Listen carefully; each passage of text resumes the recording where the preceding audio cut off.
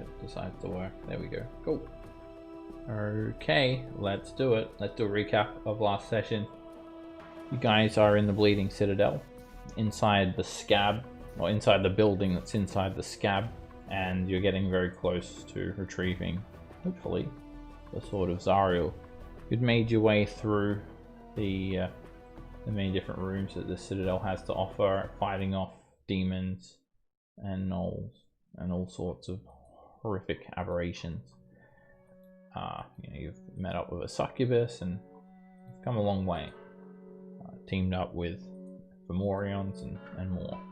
We ended the session with you guys exploring these halls and finding that the way forward is still blocked by another one of these curtains of blood. You're able to drop a couple of curtains to the south, and you've entered into this area, and straight away you've been attacked by a very large number of gnolls. This massive beastie Flind, which is like the largest and the biggest, basically the strongest kind of gnoll there is, a Flind. They're like usually the leaders of the pack. Taking him down, as well as many flesh gnawers. But you guys had to actually kind of just take a step back and withdraw a little bit, because there were just way too many gnolls firing arrows at you guys. A large group of hunters have been flinging arrows at you guys. So you've just withdrawn for now. We've broken initiative. Gerald's just cast Greater and Viz on himself, so that's only a 1 minute duration. So if you are going to attack, you probably want to formulate that plan pretty quickly if you want to keep that spell up. Bargle was just having some trouble with his foot. He broke his one of his toes, and he's just kind of recovered now. So he caught up with you guys. This is where the blood curtains are.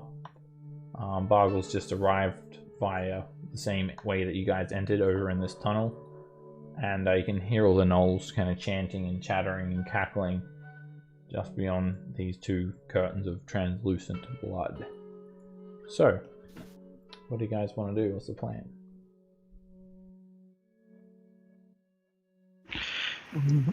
Yeah, might as well hit him. By my estimation, if we do want to attack, we need to basically rush them. Otherwise, they're going to stand back and take pot shots at us the whole time.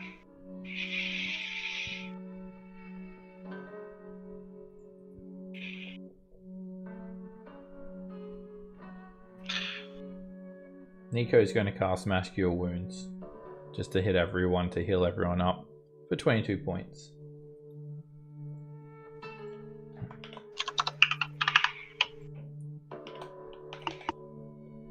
Sweet. Just so everyone's looking a little bit healthier. You guys can explain to Bargle that Bob is a knight that's actually loyal to Raven. All these gnolls were shooting arrows at you guys from beyond this area. The first curtain that you see, you can actually see through it. However, when it your field of view passes through this second curtain, it's actually blocked because there's not enough opacity to see through.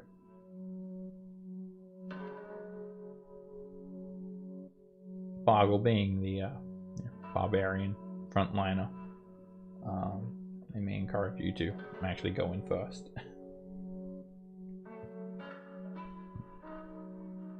It's entirely up to you guys. Oh, you take through the curtain? Bro, right. Well, that's what they might say to you. I'm not suggesting that you do that, but Alright. no one else said it, so I was just kind of putting that out there. Yeah, we need to get in there. We can't let them attack with advantage through this curtain.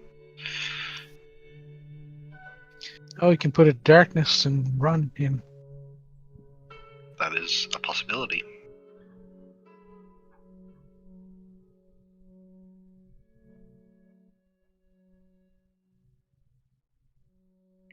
You did invisibility, Raven, as well? What's that? Did you do an invisibility? Is that what you're concentrating on? No. Okay, you clicked it, but I I don't don't know know about. what it was for. Oh, Oh no, mate, that was for your Baldur. Yeah, What are you he's gone. concentrating on? Hex? No, I haven't cast X. Oh, the Not once in concentration the was game. from the demon. That's why. Let me take that off. He's gone now.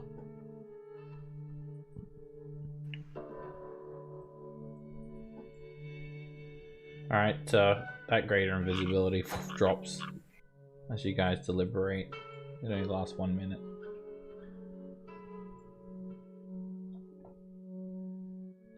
You can still hear the gnolls cackling. They must be, just waiting for you guys.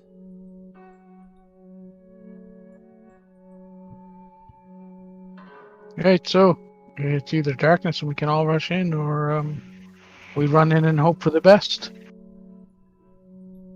Darkness with a SWAT stack. You can hear gnolls scampering around beyond the second curtain. Can't actually see through it.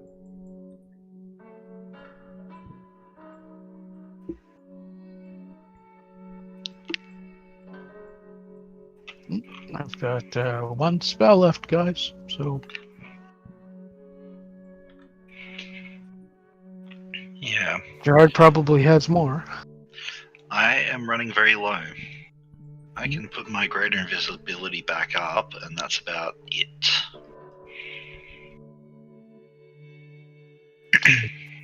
Do a darkness so we can all get through there. Because if you can do a darkness over there, then I can do a darkness on me and stand on the other side. So at least we can get into the room. And I would rather. but Yeah, I can do Or a we can- darkness. or we can look for them and chuck a fireball. I can do a darkness. Zygon, did you heal from Nico's healing word?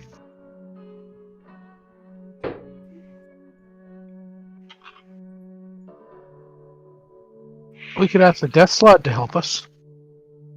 I don't think he's allowed to move, but you can try. Could try. Yeah, you know what? I've got a better idea. I'll save it. Alright. Nico says he can throw a fireball around. Just tell him where you want it directed and he'll throw a fireball. There you go. So you get your darkness up and we'll go see what's happening in there. And or you're invisible. Why don't you sneak through and see where they are and how many? I am no longer invisible. We have been talking for too long. Okay. It's only a But 1 minute I spell. will. Oh, okay. Yeah. I will Cool. use my flexible casting class feature to burn a third level slot and regenerate 3 sorcery points from it. I will then cast darkness with 2 sorcery points on my shield. Alrighty. An orb of darkness, 15 foot in diameter, emanates from your shield.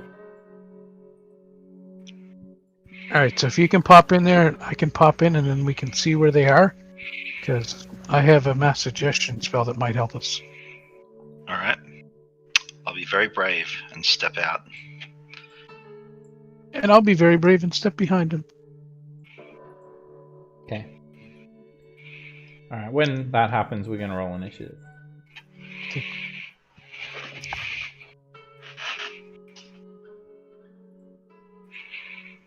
Oh yeah, Zygon's not here today, so Zygon, he's doing He some whimpers. Hidden Lord stuff. You know how he always gets possessed randomly. Very often, that's what happens.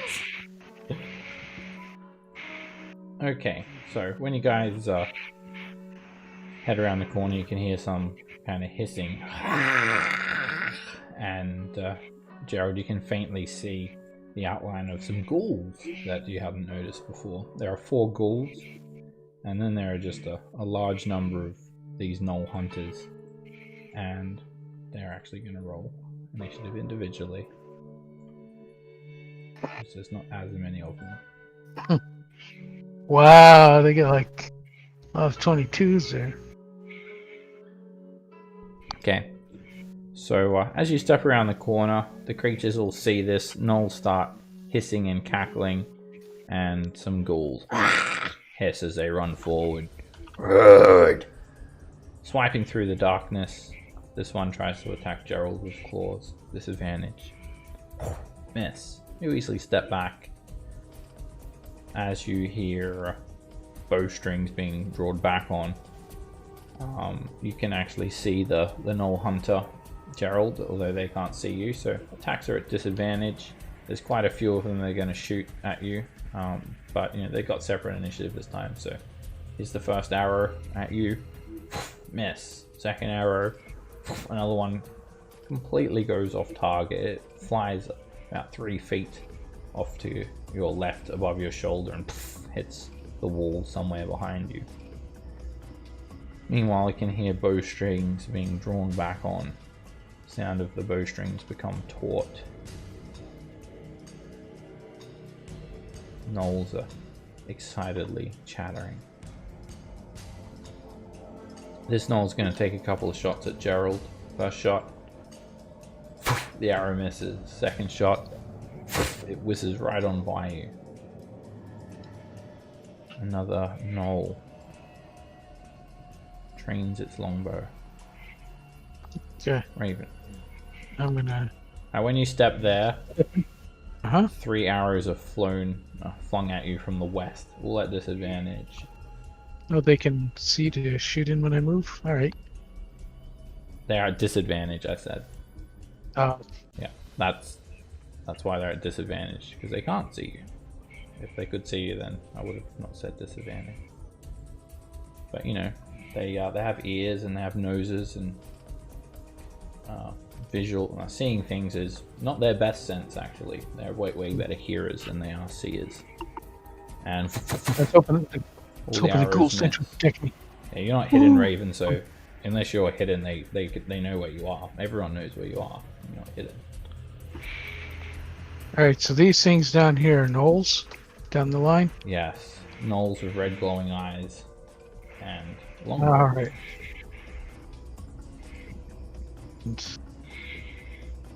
On the other side as well.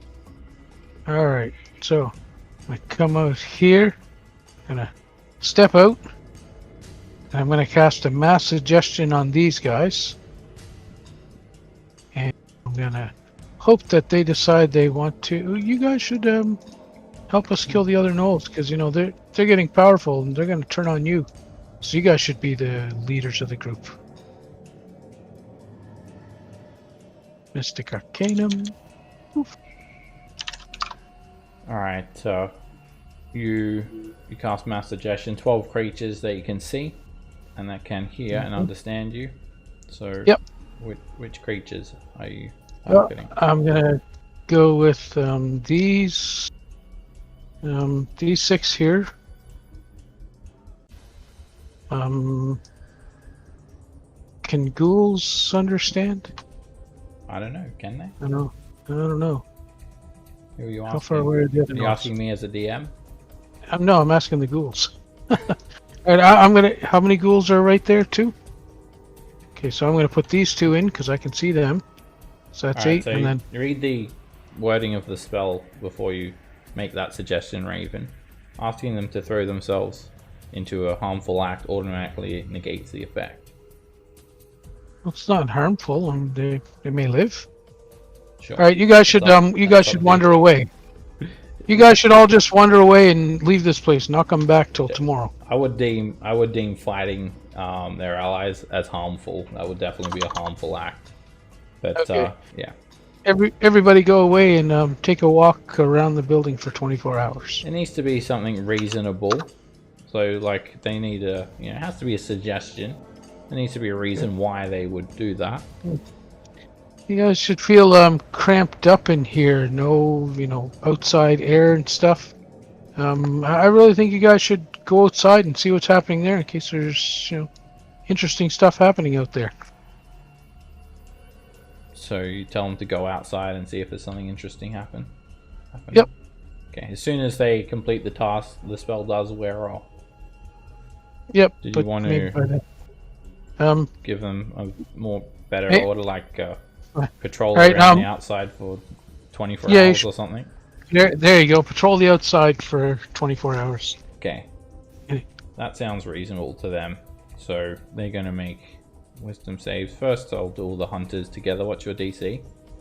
My DC is, I believe, 17. So I'm gonna get those 6, the 2 ghouls I can see, and 4 of these guys if Okay. they're in range. The gnolls, they don't seem to be able to understand you, Raven. The spell doesn't work on them. Oh, damn. The ghouls, they're not affected. Nope. Oh, well. They don't seem to get affected by your spell. Then back I go. How much movement well. do you have? You moved I did 20. 30. So that's 20. Oh, that's 20? 30. Okay. Yeah, squares All are right. 5 feet. Then, yep.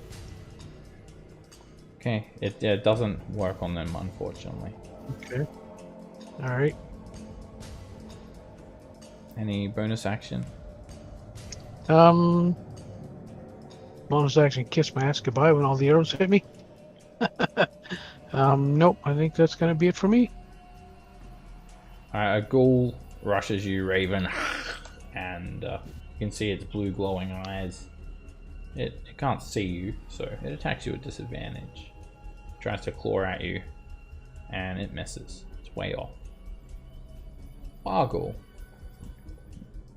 Am I able to hit this guy around the corner or not? Yeah, it's got half cover.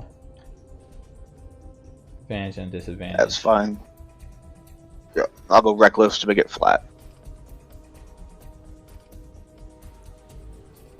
And bonus action rage. It is flat. It's advantage and disadvantage. They cancel each other out.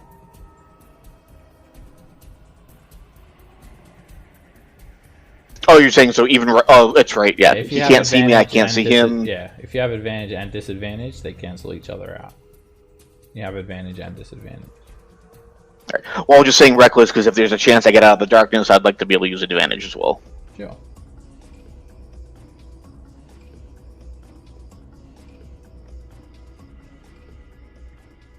Oh. Hit.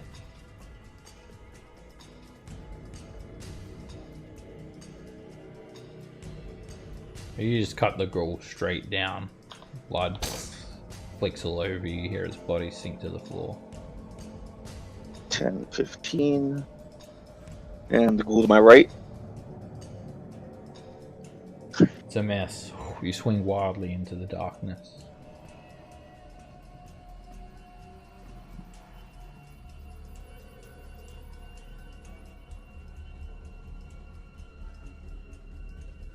My bonus, yep, that's it. A ghoul rushes you, Bargle, trying to claw at you through the darkness, and you feel a claw scrape against you. Make a constitution save for a ghoul's touch. It doesn't bother you, and you take 4 slashing damage. Right, Nico's going to come around the corner, and he's going to see a big group of injured gnolls. Well, actually, he's not going to see that. He's going to remember that someone threw an AoE down there. And he's going to leave it to you guys to decide. Left one or the right, left group or right group.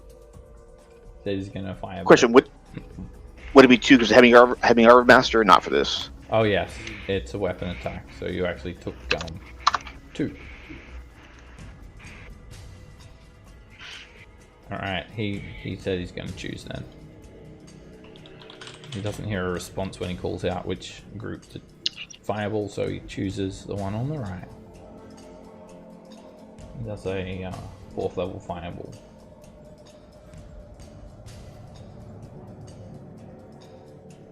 Alright, the fireball explodes. 26 points of fire damage, not the biggest fireball. I think he gets like some puppy power or something too, actually. Yeah, so I don't like playing other people's characters, especially not UA, because I don't know everything off by heart. This one? Yeah. D8. It's an extra 1d8. 3, so 29 fire damage. Alright, the Gnoll Hunters screech as that fireball just erupts. DC 16, 29 fire damage. And most of those gnolls just explode. Bits of burning flesh and fur fly through the air. Only a single hunter remains standing. It's got smoke trailing off of it. It's badly scorched. So it lets out a screech. And Nico's gonna step back around the corner like a boss. Bob. Sir, awaiting orders.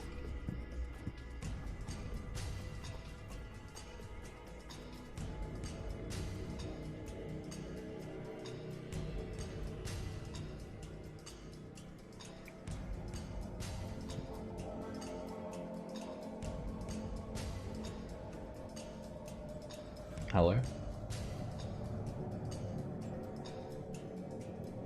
You're muted, Ed. Damn it. Ah, damn it. Alright. And I had a cool speech. Come this way, into the darkness, and point your crossbow this way. I will duck, and you'll shoot that guy way down there. But I can't see him, my lord.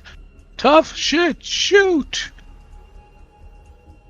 And he just lets out a crossbow bolt. Doesn't sound like it hit the knoll. Did I hit you, my lord? Oh dear. He'll walk back. Alright, he gets stopped there, 30 feet. Oh, okay.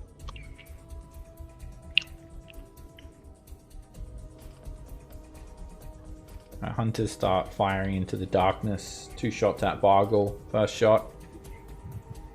Miss. Second shot. Bargle, you're hit. 4. 3 points of piercing damage. You do get hit in the leg, so your movement speed is reduced. I took off your heavy armor there already.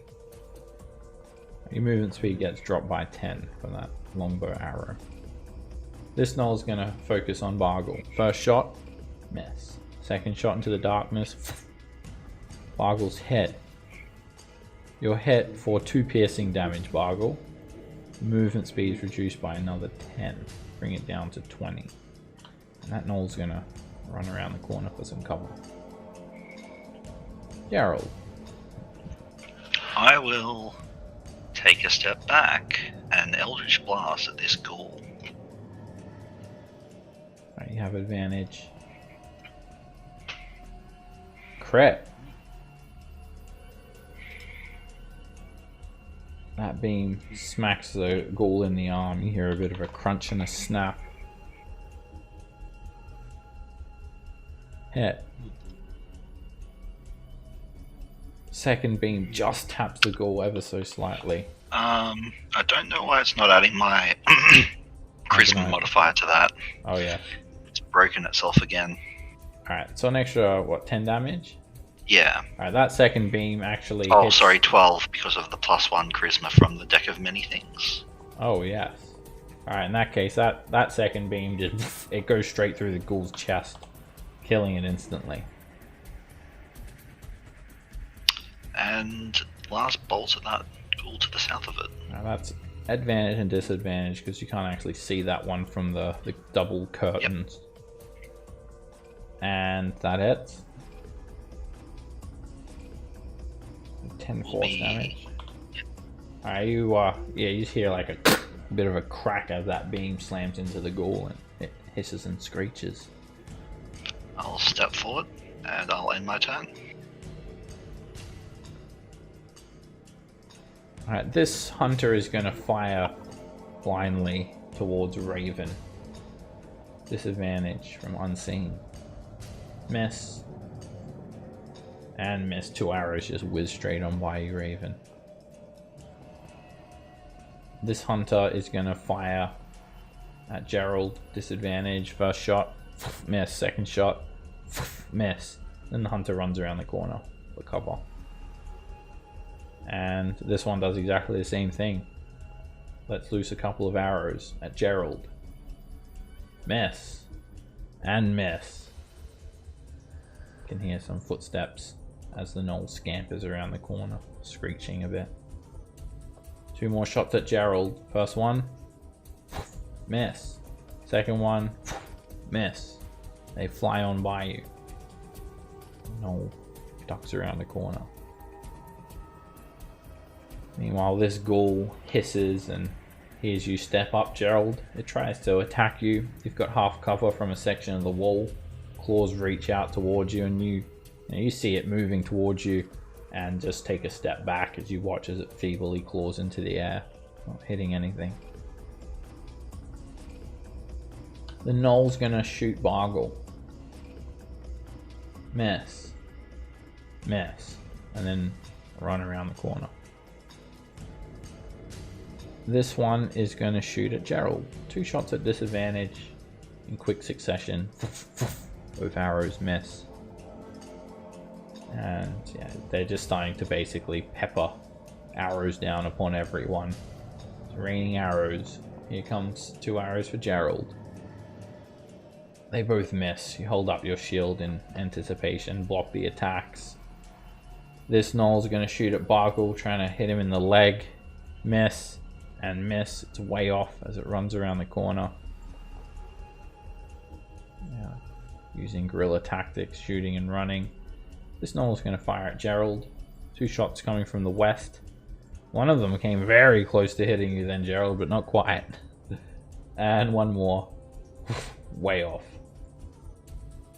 Raven.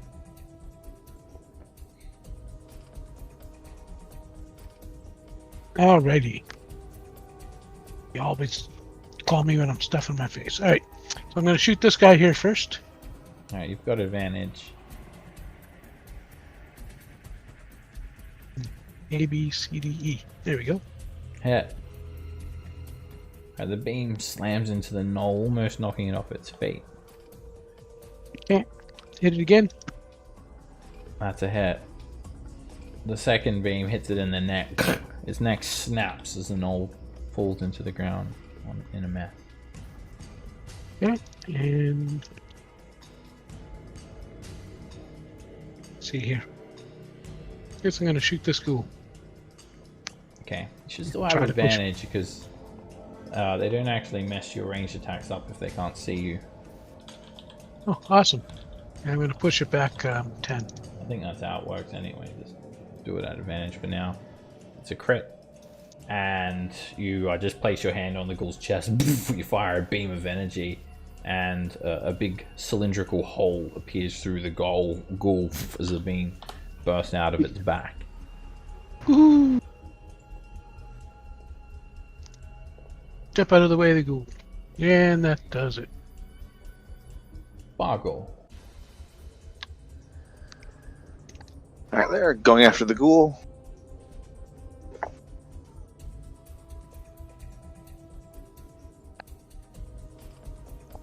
The hell did you step on, Bargle? All that blood. And 23 damage. Ghoul's dead.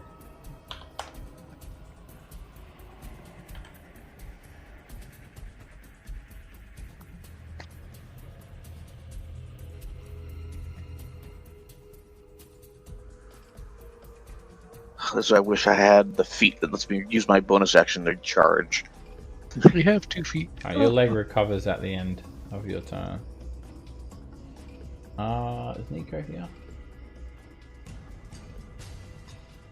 I'm not sure if he's here yet or not.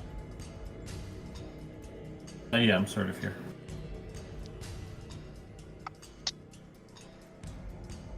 You can hear me, but it's fine. We can hear you. Yeah. Where are all the things?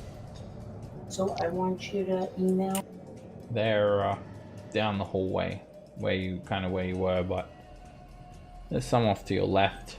I had you fireball group to the right to take him out and heal up the party before that. Okay, that's fine. I'll just firebolt the hunter down here, I guess. Looks like you guys are in mop-up stage. Hit. You fire a firebolt out of the darkness straight into the gnoll. I think he's too far for the puppy power. Oh. Yeah. Okay, no puppy power. Wasn't sure how that worked actually.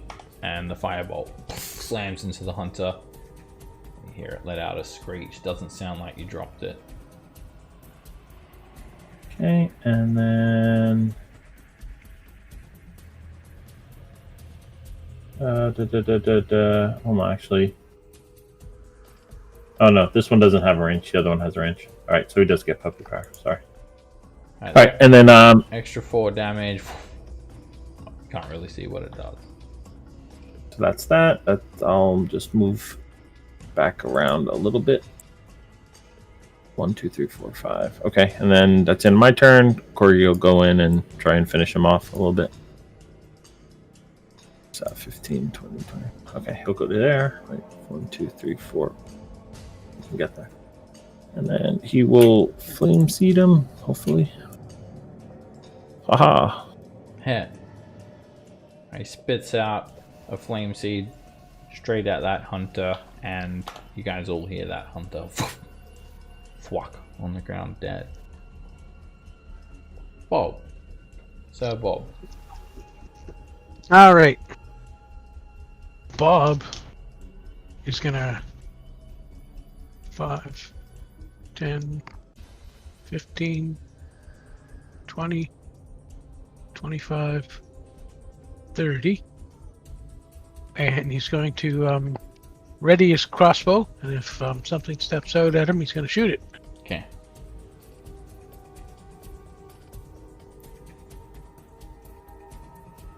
A Knoll hunter is going to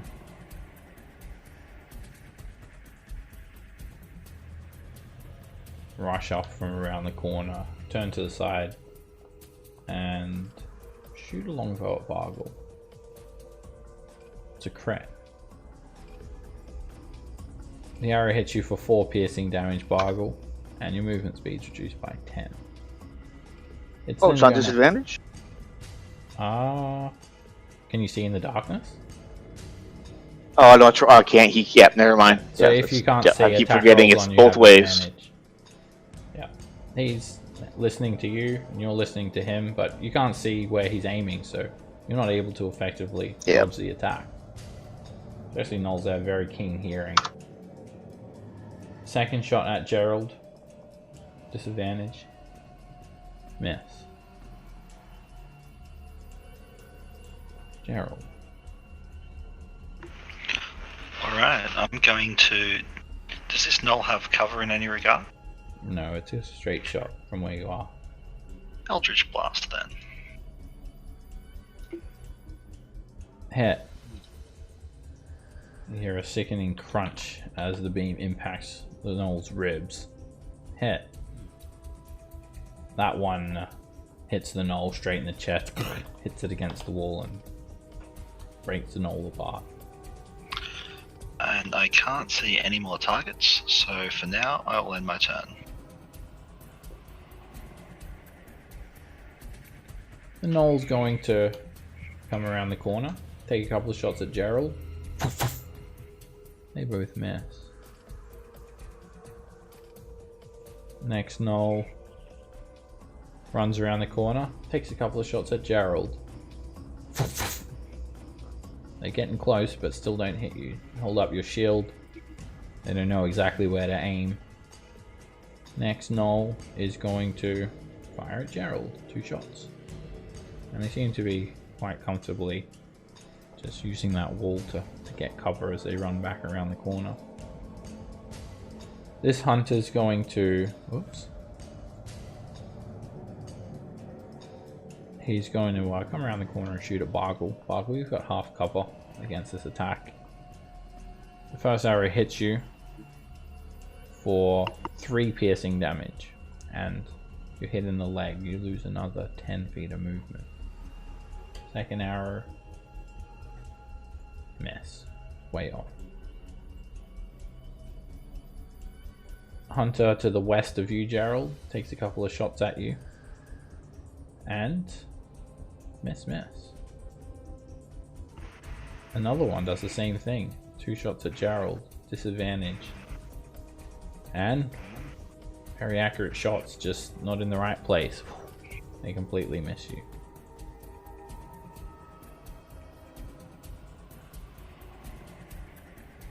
This Knoll comes around the corner and shoots at Bargle. First shot hits. for 2 piercing damage. Second shot misses, and your movement speed is reduced by a total of 30 feet for 1 round. And this hunter is gonna take a couple of shots at Gerald. And both those arrows are gonna miss as it retreats back around the corner. Raven. Alright. I'm going to shoot this guy. Who, sorry? This one over here. There's no hunter standing there. Oh, I see one there. Alright, let me refresh my screen. Do. There's one around the corner, and I think it's... Yeah, I see the edge of that one up there, but I seen one with like yellow standing there, so. He moved. He mustn't have updated. No worries, I'm just refreshing now. Do.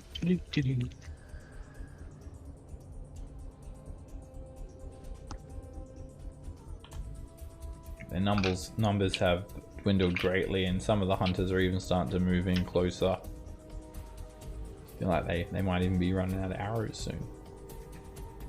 Awesome, because oh, here it goes. Now it's loading.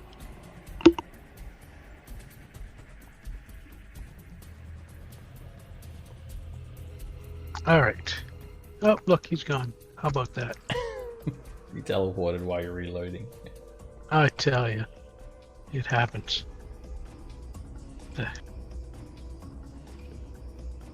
Alright, so 5, 10. Is that 10 for me to move there? You have to go 25. around. There's a wall there. Yeah, so. Alright.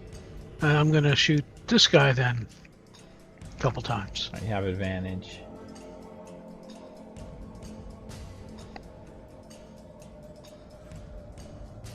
Hit. 13 damage messes that knoll up pretty bad. Okay. And again, knock him back 10 feet. Hit.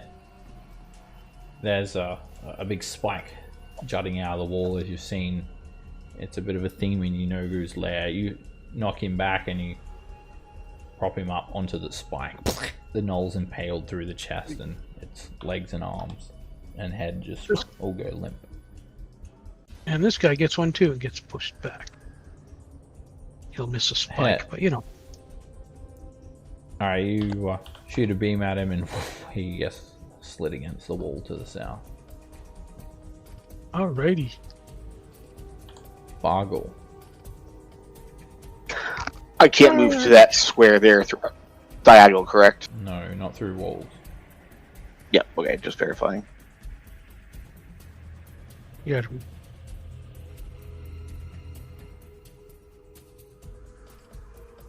You've just recovered from your broken emu leg, your ostrich leg, and now it's all hurt again. They do it again. Flamingo leg. Stork leg. Yep.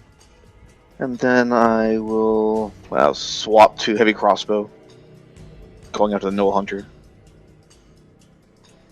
Yeah. You sink a crossbow bolt No into rage. the knoll's side. 9 damage, the knoll's bleeding profusely. That's all move. Man. Action. I'll bonus action second wind. We need to get you a longbow or something so you can shoot twice.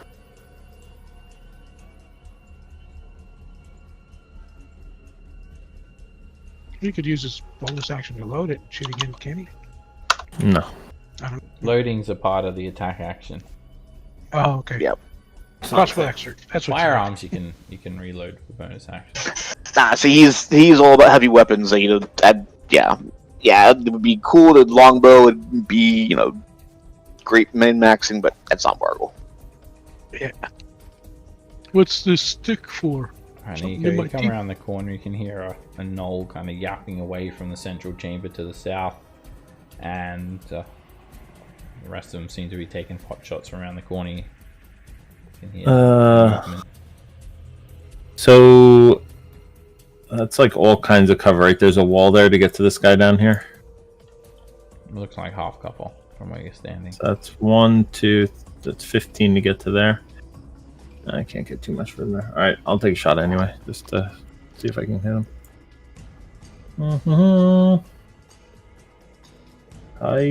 Yeah. Direct hit. Okay. Get some puppy. You hear the knoll burst into flames. It lets out a shrill screech and then hits the floor.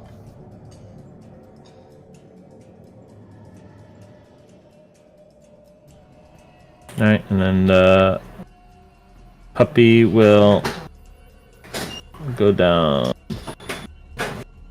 to here and dodge. Okay.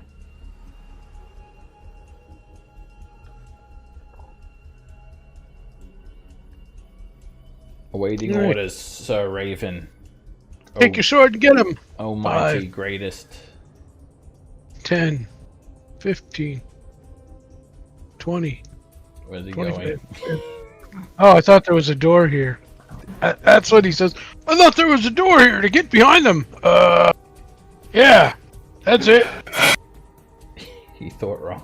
God damn, I don't get paid enough to put up a demon in the goddamn prison. I mean, yes, my Lord Raven. Gerald. Gerald is just going to start slowly stalking down this hall in the dark.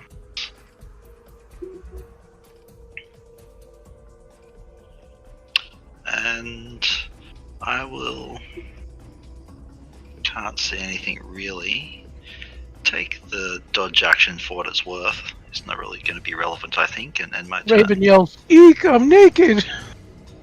Alright, the knoll comes around the corner and starts to make a bit of noise. It's going to actually just rush you, Gerald, and it's going to try and grab you. Make an athletics or an acrobatics check. I will contest with acrobatics.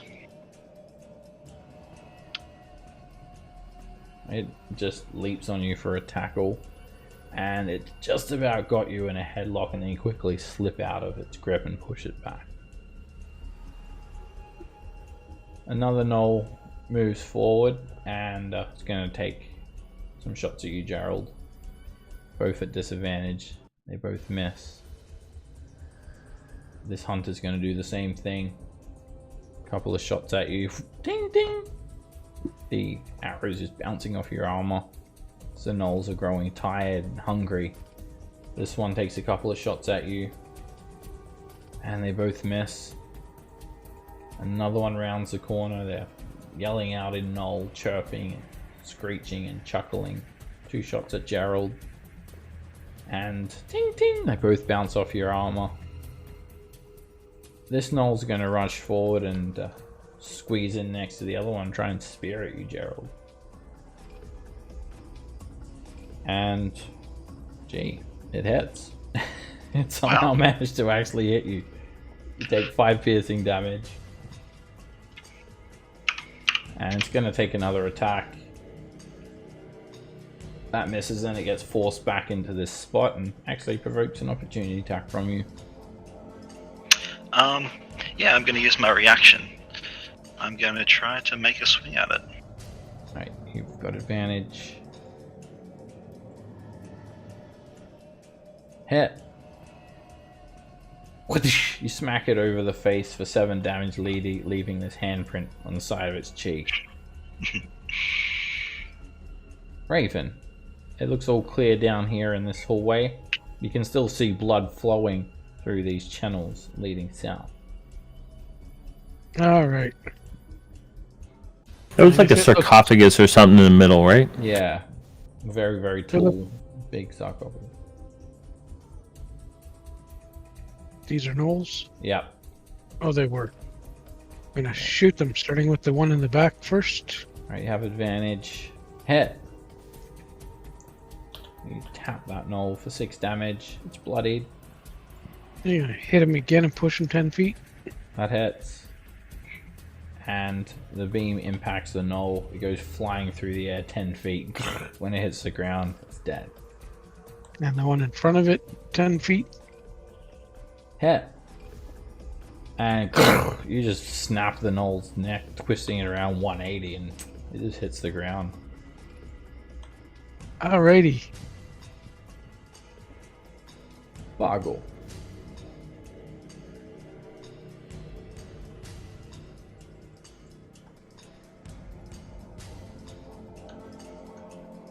Is that a door to my left here? Yeah, there is a door there. As I'm approaching, do I hear sounds of combat coming from behind it? What's your passive perception? 15? You don't hear anything.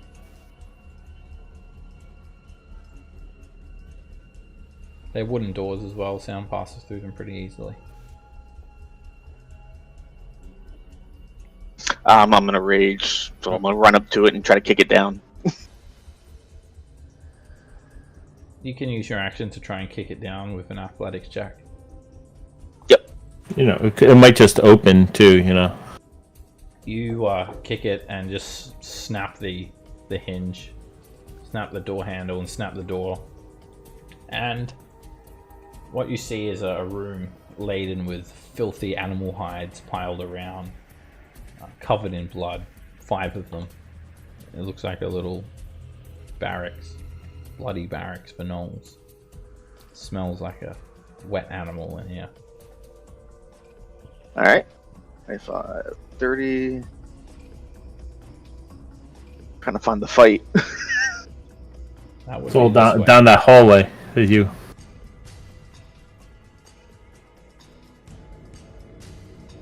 As you come around That's too here, late now. Vargel, there's probably about 30 or so bodies just scattered around everywhere, but there's no creatures here. It's all clear. Nico.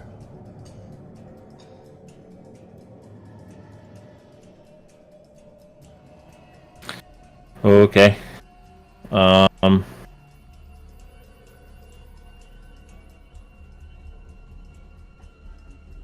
Can't see through that, so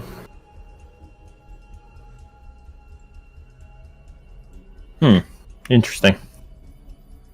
So that's 5 is right. That's here, right? 5, 10, 15, 25, 30.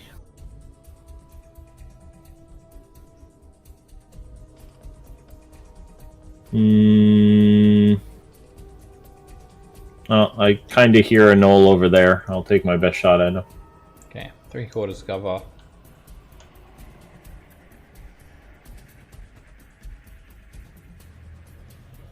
Hit. I'm getting used to not seeing things here. Are you There's a couple launch a good firebolt in firebolts. that direction and you just hear a big dead.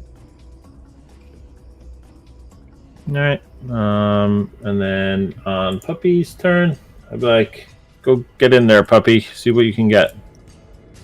And he'll go to here, and I guess it's nothing he can see, so. He's got a shot 3/4 cover on one of them. Okay. I can smell one around the corner here. Rough. Okay. Riding bad. By the way, I can talk now. That's fine. I actually speak Primordial, so you could always talk to me. Oh. Oh, actually, I don't speak Primordial. I'm lying to you. But you understand what I say. Right. And you're very emotive, so I understand what you're... That's right.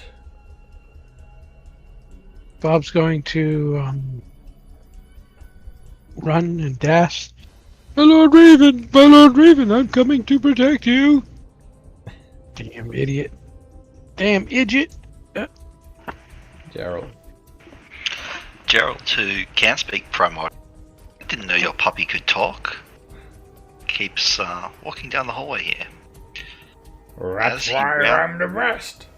That's why I'm a good boy. As he rounds the corner, Eldritch Blast flies out at this gnoll down to the south. There's 3 in a row there, grabbing the couple of remaining shoddy looking arrows that they have in their quivers. That hits. And one of them drops to the ground. Hit. Another one drops to the ground. Another one bites the dust. 3 for 3. That's a hit. And Gerald runs around the corner. 3 quick shots, and all 3 gnolls hit the deck. He's a sniper. Yeah, pretty much. That will be that, I guess. Just keep that darkness up and take a look around there. Make sure there's nothing else. I can't see anything else in this room. Oh, it's just a room. So, yeah, this room is a guard post. It's where the Flesh Nora and the 6 Gnoll Hunters were waiting. It seemed to be their tactics were the Flesh Noras moved into melee, the Hunters were employing their longbows. It's a pretty clean room other than that. There is an empty, circular alabaster basin leaning against the north wall, or jutting out of the north wall, and that's it. Is there a door in front of me? There is. Alright, I'm gonna open it. Move your darkness out of the way, Gerald, just so it doesn't go through the wall. This room contains nothing more than filthy and bloody animal skins. There are about 5 or 6 just filthy animal pelts covered with blood. There is all sorts of filth in this room. It smells like a wet dog, and it's horrible. No human skins? Ew. No human skins. No book for me. Alright. Let's go find a way to stop this blood, see where it's coming from. Is there any markings on the sarcophagus that has any indication of what's inside it? There isn't actually. So it's very big. It's 10 foot long and it's 10 foot high, which is very high for a sarcophagus. It's about 5 foot wide. It's in the middle of a circular blood canal, and it looks fairly new.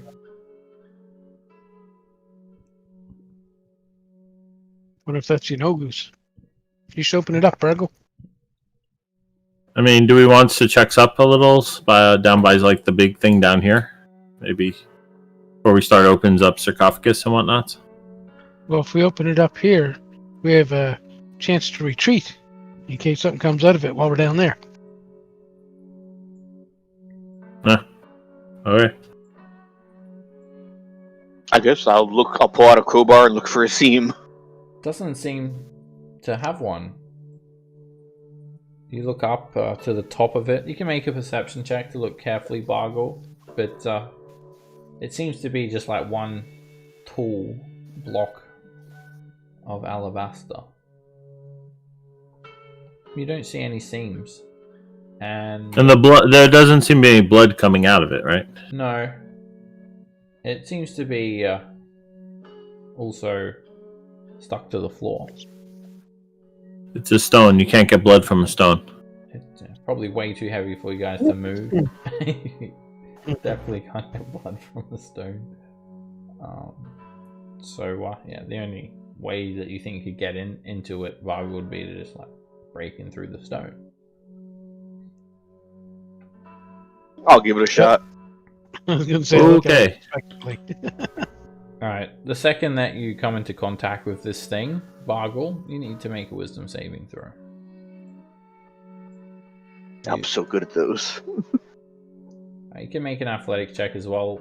Are you using like a crowbar or something to hit it, or hammer, or The magic great axe. you're gonna You probably want some bludgeoning. You're gonna ruin your great axe before you get through a stone wall. Oh, I thought magic weapons didn't get affected by beating crap up like that. If it would, then I'll hammer it with the crowbar. Magic weapons are resistant, but that's about it. You're gonna ruin the hammer before you get through. Alright, then I'll crowbar the hell out of it then. Alright, crowbar is, you don't have to worry about staying sharp. It's gonna be pretty much impossible to get through it with a crowbar, but you hit it your best hit and you take a chip out of the stone. It's very solid. But when you come into contact with it, Bargle, that's when these these images start to flash in your mind, and you just kind of stop for a second, and you start to see all sorts of crazy imagery in your mind. You need to roll me a D100. Like the Cubs winning the World Series. Become changed.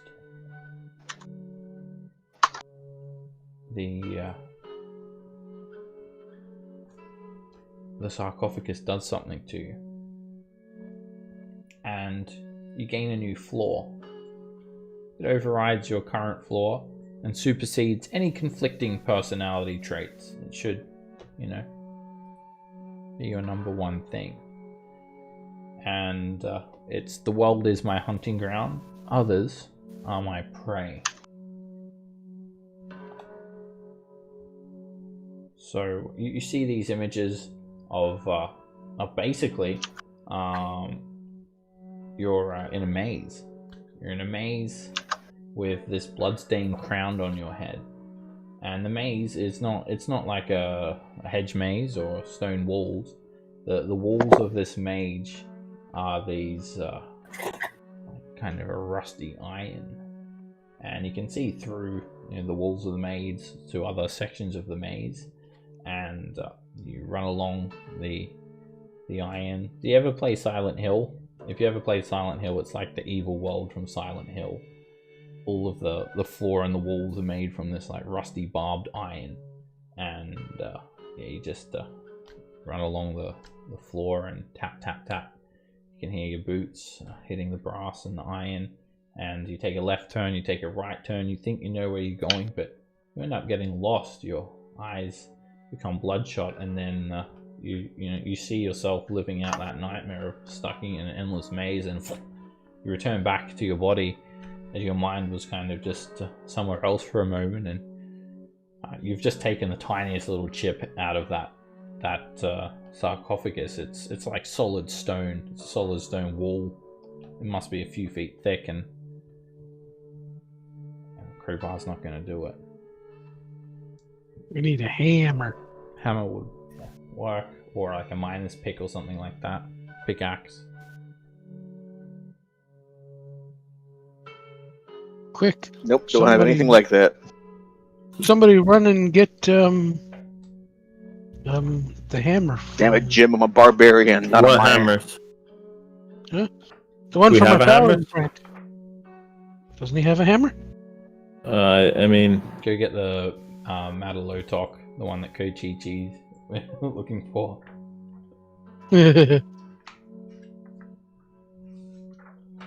yeah, I mean,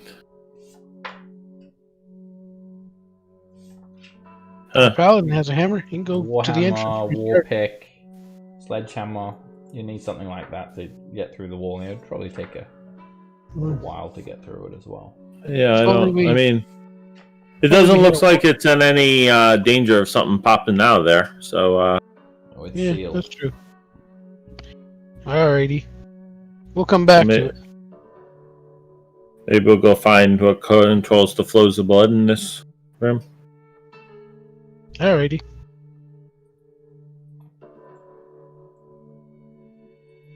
Yeah, I don't have a. I have the flail. That's the only thing. You did, I mean, it's a while back. You did see a bunch of tools. You've seen like quite a few tools around in many rooms where they've been carving out the alabaster, including an auger and some other tools like that. You'd have to. Oh yeah. Double We back could, up. I mean, downstairs in that one place, there was all sorts of tools right in the beginning, like stoneworking Yeah, stuff. you could, if you're committed, you could go back, double back there. It'd take you about 20 minutes to go there and back. All right, let's go down, maybe down to the south down here and see what's up. There's some more doors here too. I mean, Alright. if that's your thing. Hey, look, here's where a pool of blood starts. Or finishes. You can see blood flowing up, defying gravity, leading into two shell-shaped basins. There's other rooms off to the side here as well, with 8-foot-high archways leading into them. The ceiling here is vaulted, and up ahead it's also vaulted.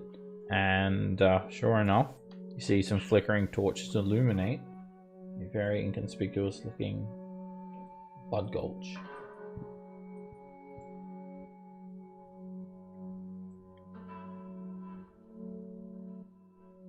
Okay. Let's go seize what we seize up in this room here.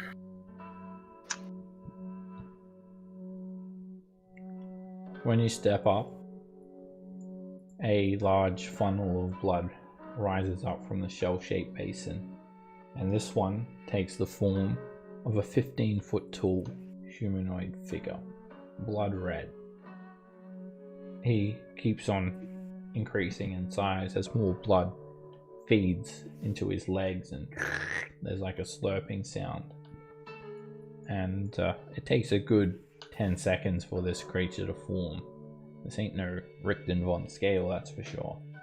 It's a 20-foot tall giant with bruised purple skin and wart-like blood blisters that deform its features. It wears a cowl robe over golden armor, streaked with black. It has this stave of power made of ebony and mithril, embedded with precious stones. And its body itself seems to be covered with this like thin translucent layer of blood. It speaks telepathically in a commanding tone. I am the Herald of Blood. I control the flow of all blood in this chamber. I control the flow of all blood in this citadel. None can stop its flow. Oh, so you can't stop it? I cannot. Huh. It's not a lot of control if you can't stop it. As long as I exist, the blood will flow. Stopping it would destroy me. That is not something I would do. Allow me to give you the gift of blood. If you accept this transformation, you can become one. One what? One with the blood. I'm thinking not. Come on. Nah. Did you meet Red Ruth? I did. We dated for a little bit, but she kicked me out in the morning. I made her. It's not that bad. You know, you only live for 28 days and then you were born anew, but... Yeah. But the thing is, I don't like blood. I get squeamish at the sight of it. Look, So- blood. But just for my own remembering, is there another blood curtain that we need to get through too? Somewhere around here? Yeah. We don't know. Yeah, there's one in the death slad room. Okay. So, if you controls the flows of blood, can you just let us through that other blood curtain? I cannot. The power gifted to me is one of something unfathomable. Right. I have received eldritch power that you cannot hope to understand, and I shall use it for the purposes of denying access to all that wish to pass by the blood curtain. You cannot exit. Well, that's no fun. I have been created to protect this blood gulch. So, who created you? Who's you working for? I am him, and he is me. We eat what he eats. Oh, Yenogu. The blood of Yenogu has forged me. Do you know where he is? I'd like to talk to him. You know what's in that sarcophagus out there too? in the sarcophagus, that is him, and he is I, and we are one. Together we eat, together we feed, together we be. I look at Nico and say, thanks for not letting me do something stupid and break it. He has left this world, and he has left me in charge of protecting that which you see.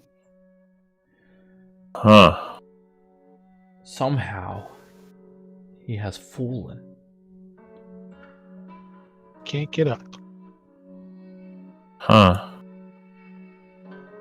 I don't know, guys. What do we think here?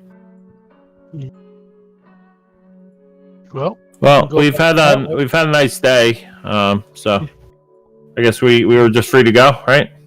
yeah, we'll see you in a while there. We're gonna go figure out how to free him.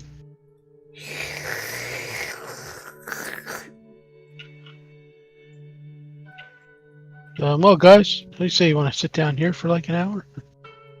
Oh, I mean, I don't knows about yous, but I don't think like a little hour rest is gonna make that a good idea. All right. You want to I sleep mean, on it? maybe if we had something else that we could do, like I don't know, maybe like the blood axe or something like that. You think the blood axe is good at like axing blood, or you think it's something else? I don't know. We could have a look in these rooms to the east and west. Yeah. Let's go have a look over there. This room contains a font of blood. It also contains 2 tiles with some sort of arcane rune in the corner. It's a flat ceiling supported by a alabaster column, torches burning in the corner, and the blood flows into this basin, seemingly draining out, and another room continues on beyond that. Peering through the door of this room, I see something towards the back of it. Yeah, there's a font. It has a bright red liquid filled to the brim inside this basin. Gee, I wonder what the liquid is. It doesn't look like blood. It doesn't really look like hemoglobin either. Could be wine. It almost looks like a healing potion. It's got that same sort of red shimmer to it. All right. Gulp. Are these arcane runes? Not that anything one, I've Raven. seen? That's actually just blood. He's talking about. All right, fine. Gulp. Alright, so Raven gulps, and Gerald, you can make an Arcana check to see if you can figure out these runes. There's 2 of them, they're like around 5-foot square tiles. I'll read them when I'm done drinking. They are skull tiles, is what you come up with.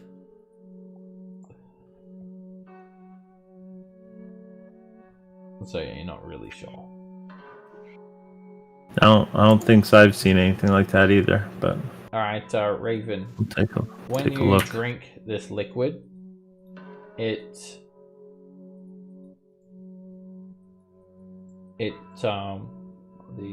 sorry, wrong one. Yes, this one actually makes you feel quite invigorated. When you drink this liquid, it doesn't actually heal you. Instead, it restores a once per day ability to full. So if you have an ability that resets on a long rest, it can restore that as you're invigorated with power. Oh, sweet. Some healing light. You have all of your healing lights restored. Awesome. Raven, you said you want to check out the spooky tile? Yeah. Check that out too. Or Nico. Did I say Raven? I meant Nico. That's Nico. You can't really make In my book, but I don't see it. anything of it, Nico. You're not sure. You don't even really. I don't do runes. Which school of magic it belongs to. I was guessing necromancy, but You can It get has that, skulls. you can't confirm it. It's Raven, you can horticulture. make an Arcana check.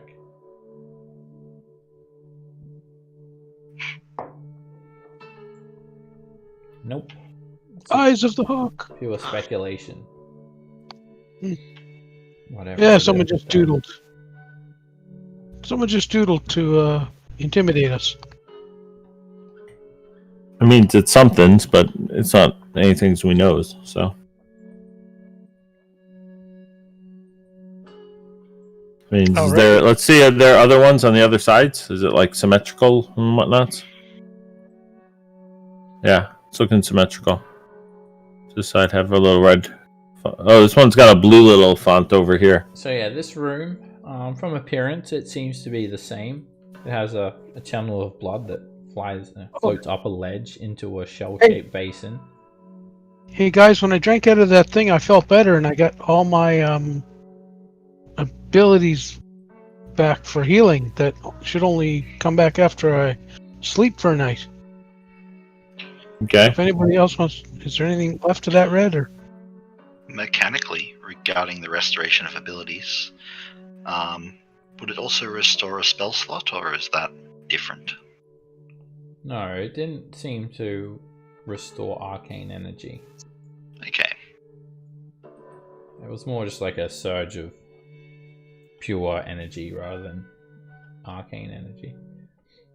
So yeah, this one's it has 2 tiles here as well. They're actually slightly different color. They're a little bit of a lighter tinge of grey. Other than that, the room looks pretty much identical. And there is a font here, and this one contains a bright blue liquid.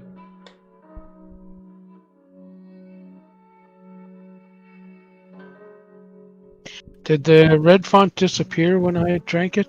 No, it didn't even seem to empty at all. It's still completely topped up to the brim. Okay, well, let's be 2 for 2. All right, guys, I'm going to try the blue. Alrighty, you just dive in there and you drink this bright blue liquid, and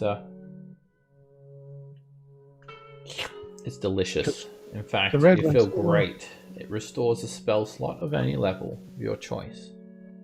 Oh, sweet. Oh, and I got 2 out of 3. Hooray! All right. Hey, this was good too. This helped my magic stuff. Your magic stuff, you say? Yeah, my magic stuff. I feel like I could probably recast one of those spells that I did earlier. Intriguing. I'll give it a try as well. You drink from the fountain or the font. Every time you take a sip, or when Raven takes a sip, you take a sip. The liquid, it's completely flush with the top of the font. It doesn't seem to drain at all, and you feel great. You feel a surge of arcane energy flow through you. You restore a spell slot of any level of your choosing. You're right, Raven. You should try it again. See if it works second time. Perhaps you try that first. Because I may be stupid, but I ain't dumb. I'll try anything you want me to, my lord. I would take an arrow for you, even if it was an arrow in the knee. All right, why don't you go try a drink of the red one? Whatever you say, my lord. Then you can get back your leadershipy thing. Alright, so you send him over to go drink from it. Yep. And he takes a sip. I feel like I can tell people what to do again, he says. And Awesome. restores his leadership ability. Something was preventing me from telling people what to do, but now, just drinking that fountain, it changed my life. I'm so proud of you. I might let you date my sister. Except she's my brother. Whatever you say. I know that whatever you say, Raven, is the right thing. You are all of the gods' gift to this world. There is no person more just, no person greater than you. See, guys, told you. King Raven, the best. Is this an openable door right here? Yeah. Everyone keeps on the lookout for like a blood axe nose and pinky toe. And You swing it open and it's filled full of filthy animal hides, oh my god, that's disgusting. caked with blood. There was like one around the corner here, if I remember, Stu. There's like a door up here. Is it the same type of things? If you hear me dying, Yeah. come help. It's another filthy barracks. This must be where all the gnolls that you guys just fought sleep. Okay. And this is just an empty font here? Yep. Yeah, this is where all the gnoll hunters were hanging out. There's just bodies and arrows all over the ground, but this font is clean.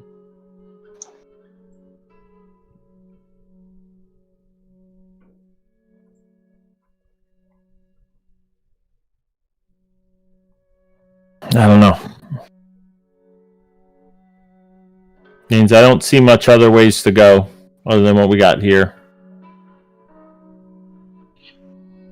I mean, the only things I could think of is to maybe hit the big sarcophagus things with the Minotaur weapon, but that's my only other. You know only who's thought. in there, though. Okay. You want to fight Maybe. God? No, That's it's what not. the blood guy said. Yeah, but he's also saying like the metaphorical speaking and whatnots, where like they're all part of one thing. You know, when you're all with Inogu, that's kind of how you feel. It's like whatever he has, you eats, and whatever he eats, you eats. That kind of stuff too. So I don't know necessarily that it's exactly hymns or whatnot, but it could be. I mean, that would be a good spot for him. So Eskimos and the grandma choose the baby's Alright, food suddenly for it. Okay. something's like poking you in the butt, Nico. It's like something painful. And you reach down and you reach over and grab it, and it's a razor blade. It was like I was digging into your back. I hate it when that happens. And You go chicken feeding. it's actually a part of the blood axe. You like it when that See, happens. I knew that. And there is a little lipstick kiss on it as well. Aww. She does care about us. It's the heel. Yeah, she said that in her room there was something for you guys. They still don't give you all the pieces though, if that's what you're looking for. 3 missing. 3 missing. Means it's almost got to be downstairs somewhere. I mean, there's not enough spots up here, unless it's over by where the other folks were. Or, yeah, I don't know. We looked in the spots with the big slug things. I don't know. This book seems like it's still important too. I mean, if he was to summons up a Herald of Blood or whatnots that was, I mean, like how he did that might be inside that book, which might be interesting. Oh yeah, I mean, I definitely want the book. The Nogunomicon. Yeah. Think of all the fun things I could do with that. There wasn't any other rooms, so we didn't go in out here, right? The Slad says, remember, I can stay docile towards you all, or I can become very aggressive if you attempt to take the book. Can you just leave the book open and just thumb through the pages, and we'll just look at it, so we don't have to take it? Make a persuasion check, Nico.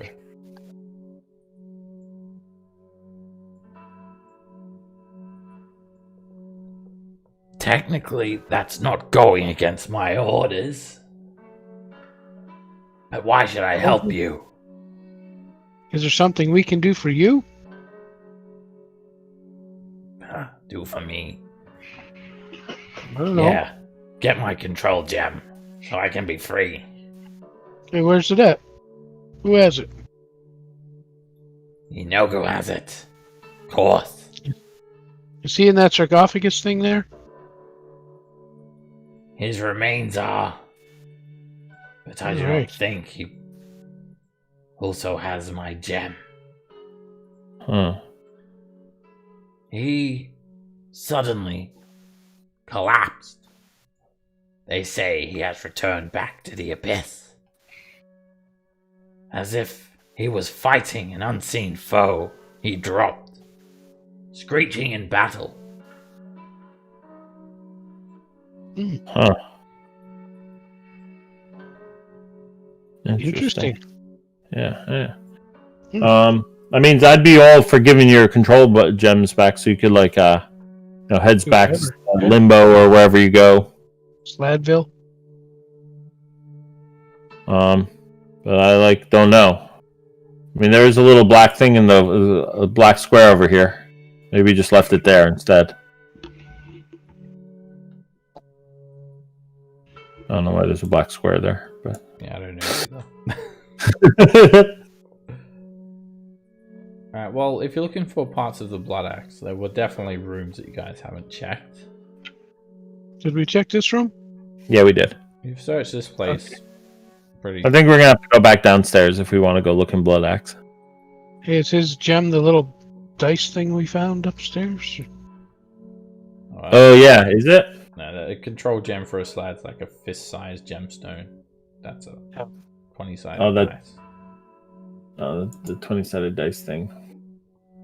We never figured out. We ever identify that? Is that like a thing? No. I So think it was just a... Yeah, what happens is when someone touches it, it yells out "Trick or treat!" And this big just a flavor thing. spectral fang appears. Bites their hand off? Yeah.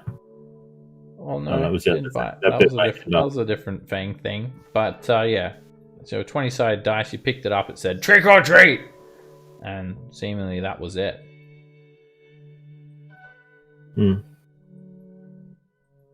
Alright, I mean, if I had to guess where a piece of axe is, it's probably in what's her name, Sun's room. I mean, that looks like a prime spot for an axe. There's probably a few other rooms that we missed down back on the previous floor. I mean, I don't know what this blood axe would do when we puts it together, but I mean, it seems like it's probably a good thing to have put together. Possibly. Yeah,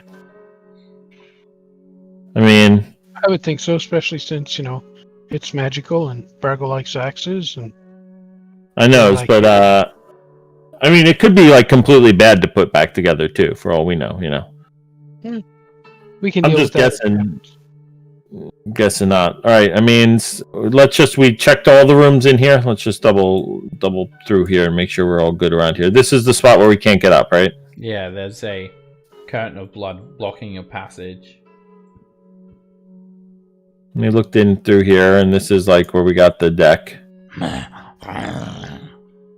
drooling Okay. funnel off his So- ear. Is he going to let us read through the book while he thumbs through it? See if there's anything useful. We haven't really given them anything. I mean, we could give you an IOU for a control gem, but Well, we promise that if we come across it, we'll use it to. Deathslayer doesn't Yeah. really seem to want to help you guys. They're pretty chaotic, evil creatures. But maybe you can convince it if you can bribe it or something. But it helps you. Your darkness has gone down now, Gerald. all right. I mean, I don't know what's up with these things. I mean, they just might be just a nice little depiction of what's going on in his life. I mean, the other thing that he was fighting, I mean, what are some of the things that possibly he could have been fighting? We could have been fighting the Minotaur guy. He could have been fighting Zariel. Could have been fighting you guys. He could have been fighting us guys in our dreamscape. Oh, that makes sense. Yeah. And because that happened right before we got in here as we were busting in here. I mean, that makes good sense. I don't know. I think we should possibly head back downstairs and look for the axe. I don't know. I don't think we want to tangle with that thing over there. I think he's gonna like make us not bleed. with a full party. They do seem to be our options. Tangle with the thing or find the blood axe. Try to do something with this book here. Or, wild card, just try something else. I mean, I'm sure there's lots of things we haven't done yet, but...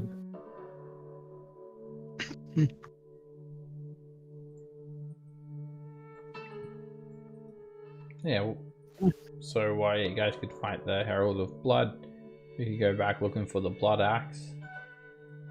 They're kind of the two major That's a big options at two. the moment.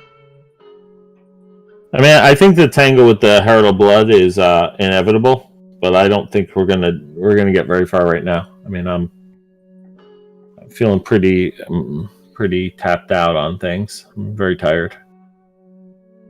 Oh, you should go drink some of that red stuff and then some of the blue stuff. Yeah, I could Help do a lot. that, but I'm trying to cut backs on my, embracing the evils of the place. What evil? No evil at all with those. Do we know that for sure, though? I do. All it did was restore us. Didn't do any harm to me or Gerald. Well, in any case, I think the best bet is to do a little hunting around for, like super sleuthing and looking for some things. I mean, I wish I could just figure out what's the blood axe. Hey, I wonder if there's anything about the blood axe inside that books. I mean, I'd really like to see what's in the books. Not gonna lie.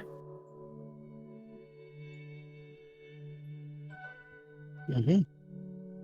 When you were thumbing through the books, did you see anything in there that was cool? No, I didn't get a good enough look before he started beating us up. Yeah, it seems to be rituals to transform people into gnolls.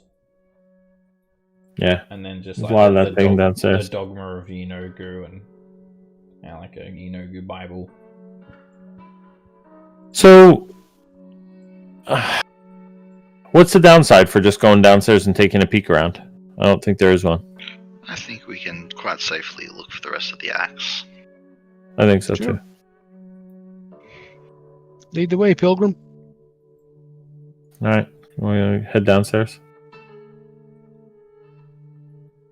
I thought we were downstairs and heading upstairs, but okay. I don't know if we're going down or up or down. I don't think it I matters. think we're going up. I always assumed we were going up. Never mind. For some reason, I always assumed this was like a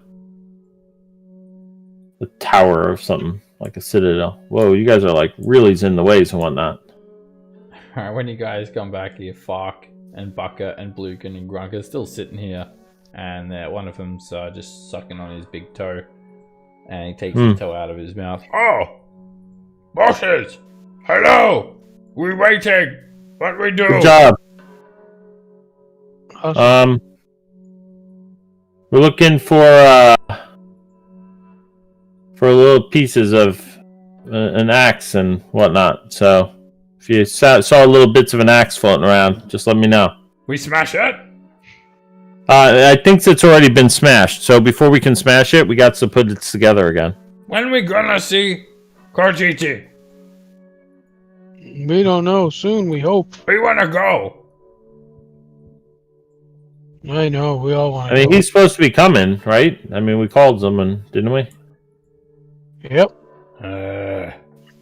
But you know him. He's a big boss guy. Lots to do. Very busy. Me running out of toe jam to suck. Hurry up. Okay. Bob, give me your toe jam. Yes, sir, of course. Bob starts taking off his boot. Anything for you, Sir Raven. I've been collecting this for quite some time. There you go. And they start sucking It's on Bob's strawberry. foot. The Camelot's here as well. Just chilling. Just absolutely doing nothing. Sitting around its pile of treasure like you told it to. Nothing of interest in here now, Nico, unless you want to drink some hemoglobin. No, I just want to make sure we didn't find a piece in there. I think our best spot to go is back in this original fight over here. Let's go into Malice's son's room, maybe? Seems like a good spot for one. He seems like the bureaucratic type. He might know some He's information. dead. He's not dead. I don't think he's... Oh, I thought we killed him. Open the door. that's No, right. we Never mind. specifically didn't kill him. Alright, he's there in his office. And he looks angry. As normal. He murmurs to you in common. What do you want? We're just looking around for some stuff that we're looking for. So just sit tight. We'll be done in a moment. You're still here? My Yeah. mother said that you were going to claim the sword. We're in the process of that, but we're trying to put together an axe. So we're looking for pieces of it. Do you have any pieces in here? That's what we're looking for. If you know if there's a piece in here. The blood That would be axe. Yeah, That's the blood right. axe. There are no pieces of it in here. Do you know where there any are pieces? We're looking for a few. It seems like she knows about this and whatnot. Why should I help you? Why shouldn't you help us? Because all You're I right. seem to see you doing at the moment is procrastinating. Why Yeah, have so- you not claimed the sword yet? You must Because go we with can't find speed. We can't get through the blood curtains that lead to where the swords is, and in order to do that, we think we need the blood axe. You must. So if you know an other way to get through that blood curtain, that's fine. Otherwise, we're looking for the throat, the eye, and the knob. You must. What? Throat, eye, knob. That sounds like a book I read once. Now listen. Yeah. So if you know where the knob is, Why don't you just kill the Blood Herald? Just kill it. he looks like he's gonna be really hard to kill. You've got this far. I'm sure you can handle one more encounter. You must hurry before my mother returns. What Your happens mom's when like you- always around. She's like always around. She has left, and I am awaiting for her to return. By the time she Okay. returns, you must claim the sword of Zariel. Why is it so important we claim it before her return? I cannot tell you that. Okay. But your precious city of El Terrell, it is falling. Less than 6 hours from now, it will be plunged into the river Styx. Let that motivate you. Well, that kind of works a little. Now,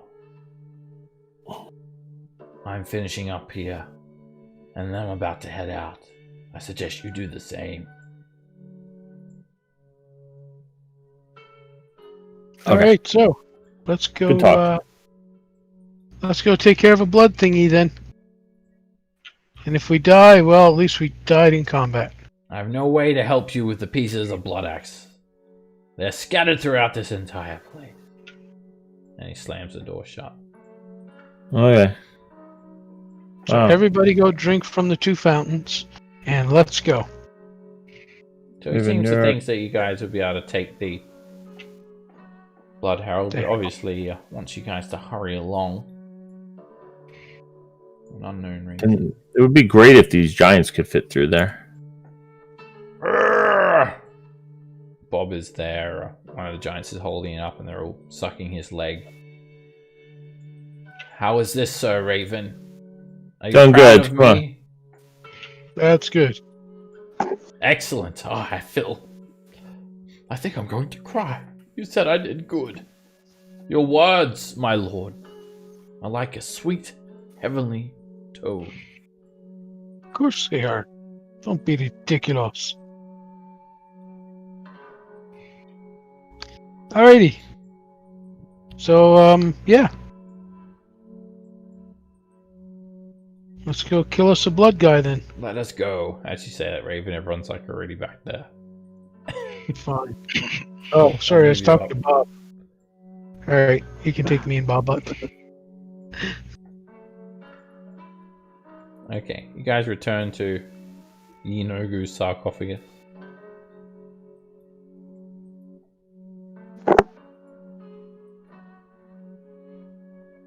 Okay, I'm gonna... Oh, why is that doing that? Damn it. Okay. I'm going to use a third level slot to create 3 more sorcery points before we fight this guy. I'm gonna do this for Bob. He can have 7 more. Ooh, 7. Thank you, my lord. Please heal yourself. Do not waste your greatness on Oh. I. I am, believe me, gonna spend 3 on me. Yeah, 4. Because I'm a cheap bastard. Splendid healing, sir.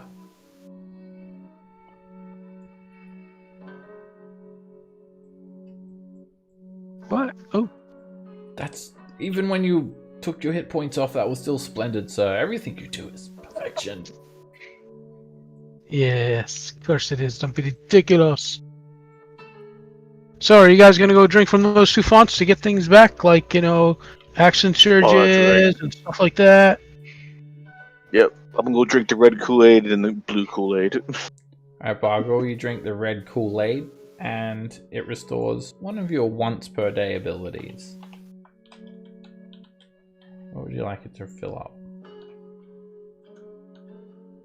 I'll have it fill up. It could do a short Once per rest day? thing as well if you want. You get a surge of Short energy. rester. I'll take an action surge. You get a surge of energy. You're able I think to do before another we- action surge. You're invigorated. And Raven we'll says, drink the blue Kool-Aid. while you guys are drinking the Kool-Aid, Raven's gonna go find a corner to go wee-wee in. I can view. Unless we want to do our break a little early. Okay, just go now, Raven. Okay. Bob says, "Allow me to hold it for you, sir." Oh, thanks. I love making yellow snow with my name and your handwriting. Excellent, sir. They go off in the corner to do that. Bargo, you drink from the blue fountain, and it restores your spell slots that you don't have. So I'm feeling muddy magical right now. You, I think I can cast a spell. Watch this. Shazam. you get filled full of arcane energy, but it doesn't really. Just kind of You get a cantrip once per day. wasted on you, Bargle. Blue smoke comes Okay. out of your ears. So we have the plan for this, or are we just gonna... I mean, what's our idea here? We got a good idea? Thank you, Bob, but don't shake it more than 3 times. Of course, sir. So- I will shake it the number of times that you command me to. Just like before when we were alone and you commanded me to shake it 20 times. A second. Yeah, those are the days. Alright, I mean... Have at it, Bargo. That's the plan, send Boggle in. Mostly the plan. Okay. Try not to bleed too much. Well, honestly, everything's my prey right now, so. Bob, is cheer fun. him on. Tell him what to Okay. do. Tell us all what to do, Bob. I mean, there's no really greater prey than that thing up there. I'm telling you that for sure. Why don't you follow him, puppy? I am the Herald of Blood. I control the flow of blood in this citadel. None shall pass.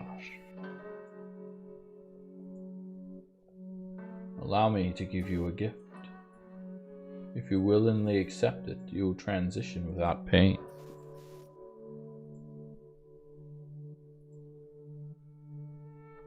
He extends his hand. No, I'm good.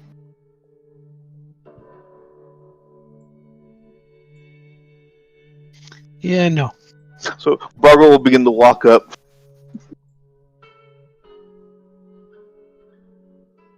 All of these little blood blisters are popping all over its flesh. It takes its form. It's covered in this. Dude. It's like a thin, translucent layer of blood. Yes, accept the gift, and it like goes to place its hand on your head, Bargle. You need to be willing. I'm up the initiative because I'm gonna try to chop this hand off. I accept your hand. That's not how that's supposed to happen. Ah, wait a second. You're trying to chop my hand off. Inevitable betrayal. Engage. Alright. The Herald of Blood. It quickly takes. I do it really, really slow. 3. Well, it'll happen I simultaneously. telegraphed it the entire way. It just... Yeah, not the quickest reaction. Wait, where's Nico? Is he... Oh, he's back, yeah. Throw you an initiative there, Nico. Corgi goes after you. Okay, so, yeah, this guy, quickly takes his hand back and he steps back and he's gonna fight back. He starts moving around, and Gerald, you're up. Alright. I'm going to use my class feature, Hound of Ill Omen, to create the Hound of Ill Omen in this square behind him here. Alright. The shadow puppy, Flame Corgi's buddy, appears. Wow. And for my action... You can roll Hound into initiative as well. Yep.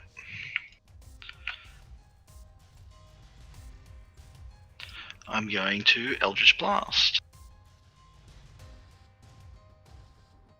Right, Hound goes on 21, and you take a shot. First beam, it jumps to the side, miss. Second beam, hits. Right, when you hit the Herald of Blood, what happens is it doesn't seem to damage him. All it does is it takes off this blood armor that he was sheathed in. Well, let's see what happens when the third bolt lances out. That You hits, get him, champ. and it crashes into the Herald of Blood. Small injury. You got him on the ropes. And I'm going to end my turn. At the end of your turn, the blood armor surrounds it once more. And it holds up its hands using 3 legendary actions. The entire room starts to shake. A disembodied voice yells out, "Feel your blood boil!" And it uses its Majesty of Ragnarok. It emits a terrifying burst of eldritch power. Everybody needs to make a charisma saving throw. It's like draining your life force.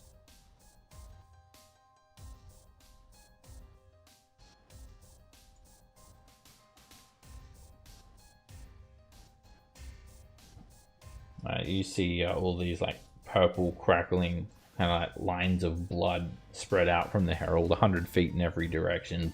They cut through people, so like it's almost like a spectral tentacle of blood.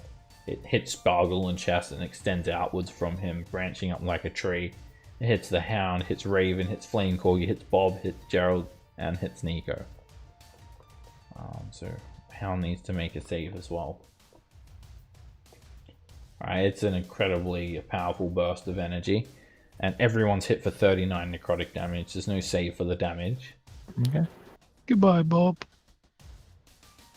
Raven, you suffer 2 levels of exhaustion. You feel severely debilitated. Disadvantage on ability checks and half movement speed.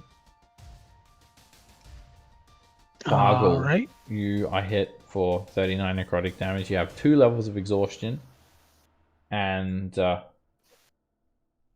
disadvantage on ability checks, half movement speed. And let me just get these icons on people. Gerald, you fail, and you take the damage. You have 2 levels of exhaustion. Nico, you fail, you take the damage, you suffer 2 levels of exhaustion. Is that 15 is me? The 11 is the dog. Oh, sorry, 15. With 15, you take the damage, and you only have 1 level of exhaustion. It's still pretty bad. Very powerful attack. Where am I at? Oh yes, Bob. He is hit. He dies. No. Well, he's down. Yeah, it doesn't kill him. Alright, he has 2 levels of exhaustion, and you're also blinded as well, but I'll deal with that in a second. Flame Corgi, 2 levels of exhaustion, and the Hound of Hill Omen, 2 level exhaustion. Also, everyone except for Nico is permanently blinded. All of the blood vessels from your eyes feel like they pop.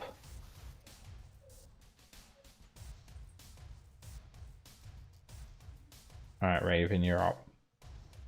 Alright. Well. 5, 10, 15.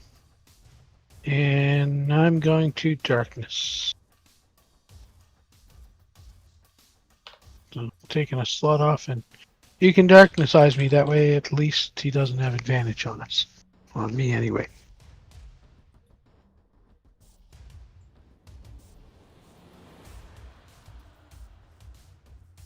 And nope, no healing light for me because I can't see. So that ends my turn. Right, there's no save for the blindness either. Nico. Yeah, I remember when I used to be able to hit him.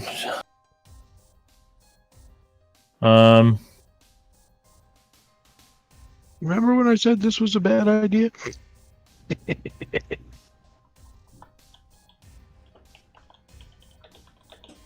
Alright, I'm going... I guess I can't see him anymore. I was going to drop a bonfire, but I will just try and hit him with Flame Bolt, I guess, from where I am.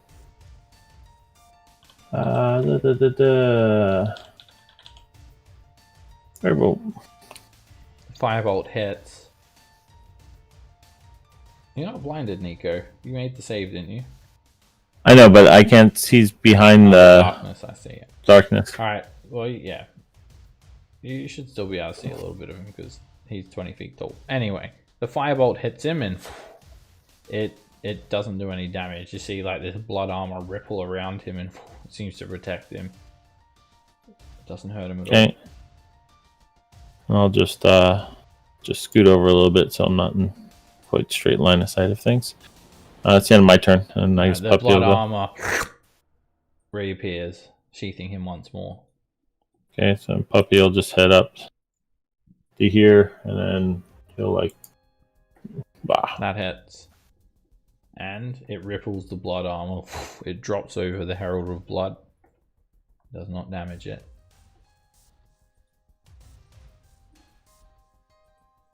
And end of its turn. Yeah. I can't... Oh, I guess I can click his end of turn button too? His blood armor appears again. It's his turn. And he starts to have all of these blistering blood bubbles boil all over his flesh, and you can feel the heat in the room intensify. And he goes into a blood rage. I am the Herald of Blood!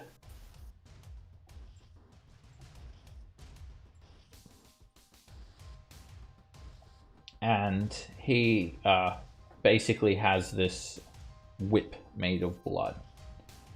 And he whips it at Bargle. 19 hits. Make a dex save, Bargle. This whip of blood very quickly surrounds you and starts to constrict you. You resist. You take 28 slashing damage. You slip out of the whip. Alright, bonus action, and that's it. Bob needs to make a death saving throw.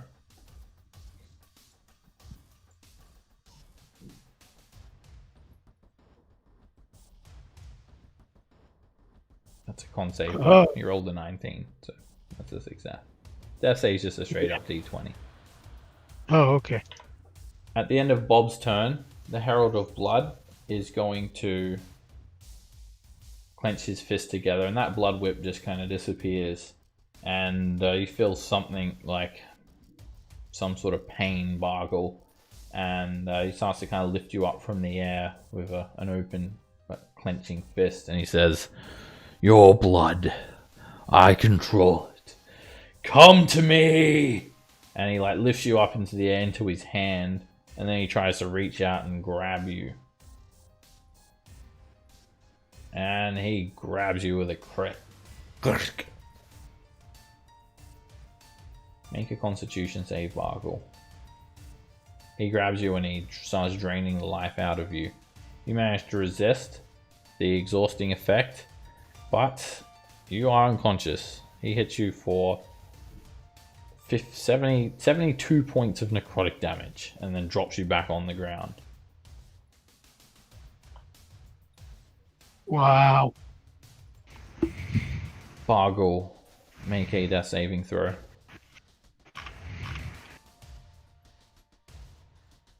You get back up on 1 hit point. You can use half your movement to stand up and grab your axe. You guys see Bargle just hit the ground like a ragdoll, and all of a sudden you look over and he's back up.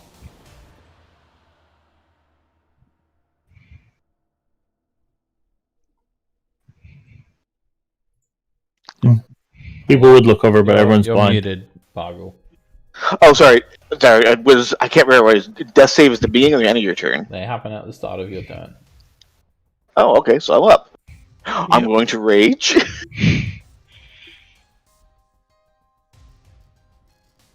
And I'm gonna begin to recklessly swing at him. Okay, you have advantage and disadvantage. Yep, so flat rolls.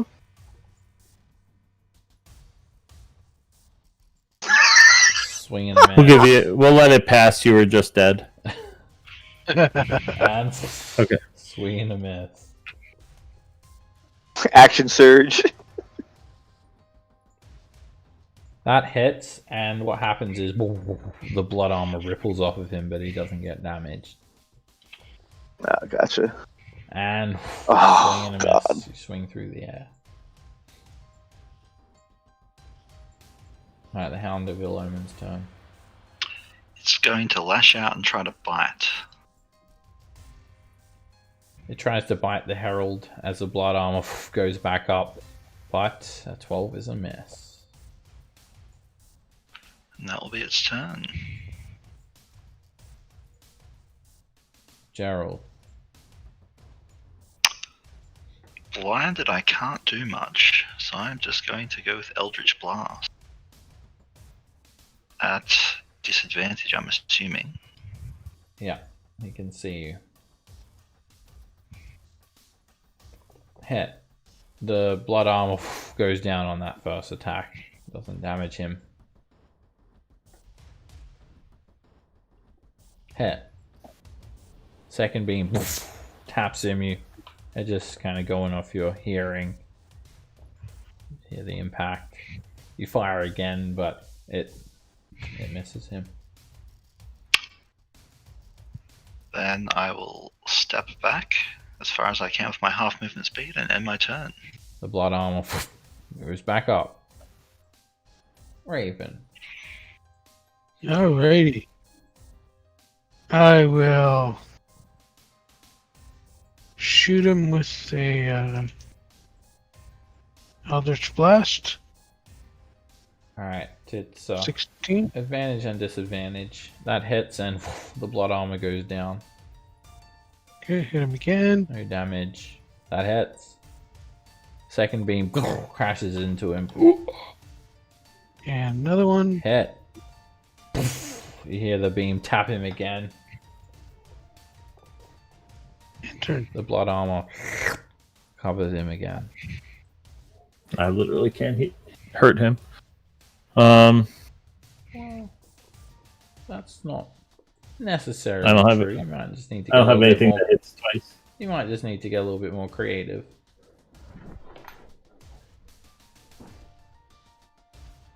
Yeah. You guys are teamwork.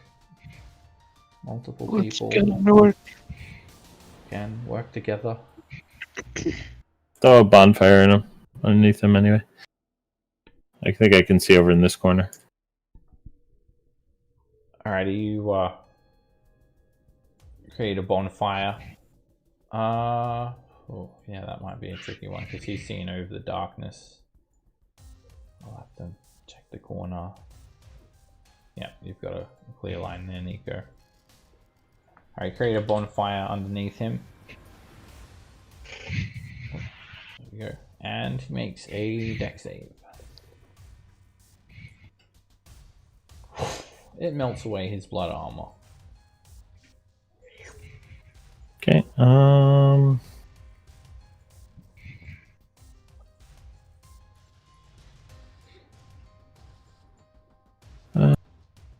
Okay.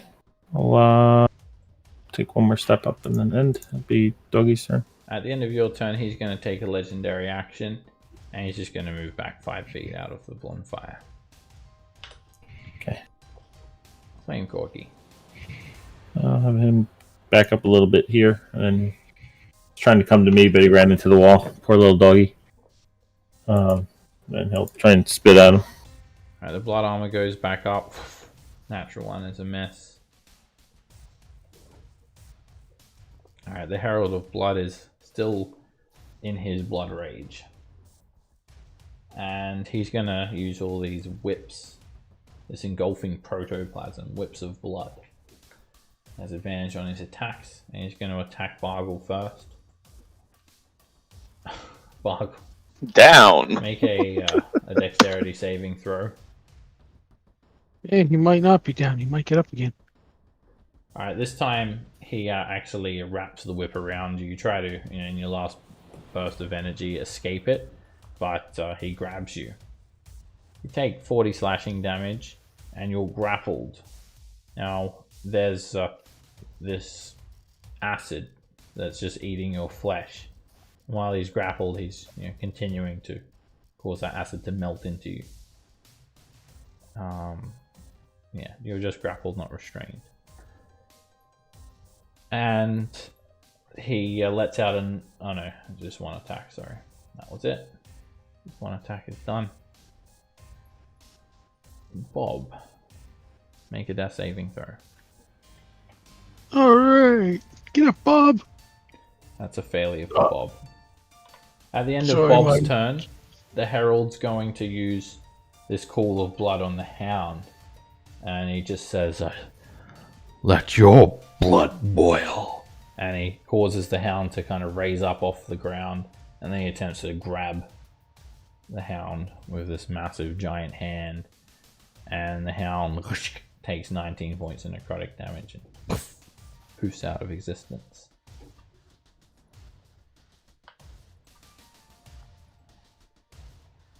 Bargle, make a death saving throw. That is a Oh, so close. Gerald. Doing all he can, Gerald's again. Hit. The first beam takes down his blood armor. Second beam is a direct hit. It crashes into him for 12 damage. Hit. Another beam impacts him and he's stunned to look like he's got a few injuries on him now. Then I'm gonna hobble back a little more and end my turn. At the end of your turn, the Herald of Blood is going to use a legendary action. And he's going to drag Bargle along the ground, drag Bargle into the bonfire, and engage Raven in melee. Now you're dead, buddy. Do you walk through the bonfire to get there? He didn't go through the bonfire. Okay. Bargle did though. I think he needs to move. I think you need to move though, end your turn to take the damage. Getting pushed doesn't burn you.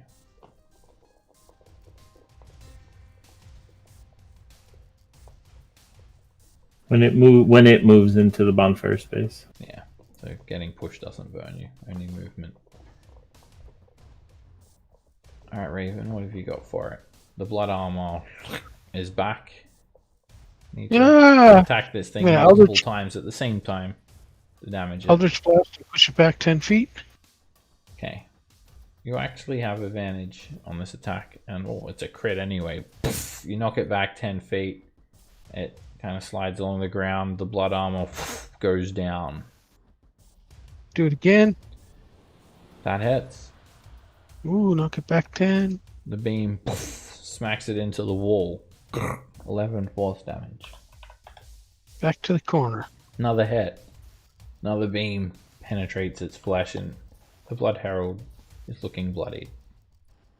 Yeah. Alright. Nico. There we go. Alright, I'll drop concentration on the bonfire.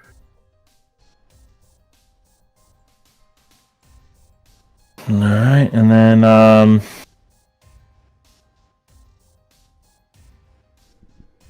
guess gonna have to do it. Been holding on to this for a very long time, but I guess I'll go ahead and heal Bargle. Ow.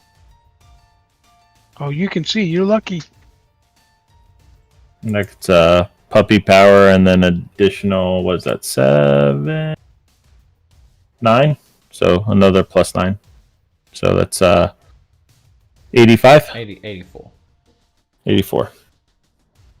Wow. Go, Bargle. Keep him off my back. And you're not blind anymore either. Because heals blindness. Alright, it's in my turn. And then Puppy's turn. Fantastic. Puppy will just spit on him, I guess. He's kind of a one-trick doggy. And then he'll come back by me. Alright, you're still grappled, Bargle. And he's got this whip, this protoplasm, and you take acid damage. It's 46 points of acid damage at the start of your turn from him having this tendril of blood wrapped around you. What's his reach? He's never left his reach. It's more than 5 feet. Yeah, but he came all the way over to me. Then I blew him with my Eldritch Blast. Darn it. It hasn't, hit him harder. You haven't broken the grapple. You need to push him further away. The creature from the grappler's reach. Alright, he's going to move. And he's going to move over here, coming in at you, Raven. And he's going to try and get you with this blood whip. He has advantage and disadvantage because he's still got this blood rage. Do I get an attack of opportunity? Yes. No, because you're still in his reach. You grappled. That's not how it works, Raven. If he leaves Bargle's reach, which he does, Bargle you hit with your 20. And you chomp him in the leg for 12 damage. It takes off the blood armor. 27 hits you, Raven. Make a dexterity saving throw. Yeah, that ain't gonna happen. He wraps the whip around you. You become grappled. Take 19 slashing damage. And he has the cord of blood wrapped around you, and it's going to keep on melting you away at the start of his turns. He's got Bargle and Raven now. You see these bloody appendages sticking out from him. They're just coming out of his torso. Darkness goes down. And then he loses his rage. And he lets out a bit of a roar as all of the veins of blood that covered him turn purple. Ah!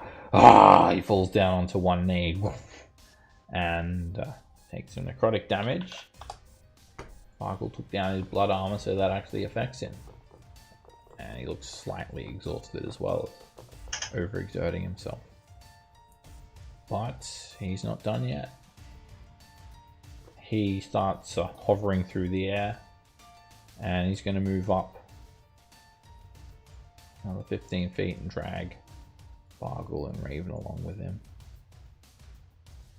Just these tendrils of blood wrapped out of him around Raven and Bargle like that. Bob needs a death saving throw. 1 and 2. 2 failures. The Bye, Bob. Herald is going to attack Bargle. He's going to use his Call of Blood.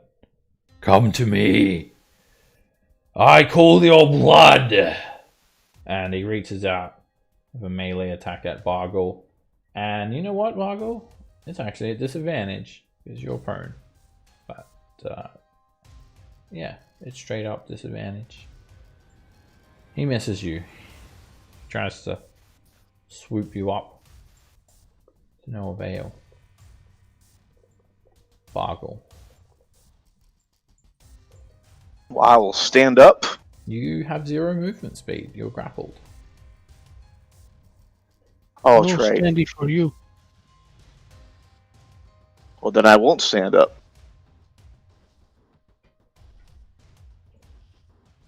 Can I swap a weapon while grappled? Yeah. Grappled means 0 movement speed. Alright. Yep. Alright. Well, then half the stand up would still be 0. I know, I'm just fucking with you. Yeah, okay, I'm gonna swap to my Hellfire Glaive.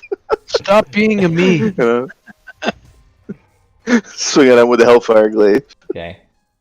That hits. You scrape the glaive across his leg, dropping the blood armor.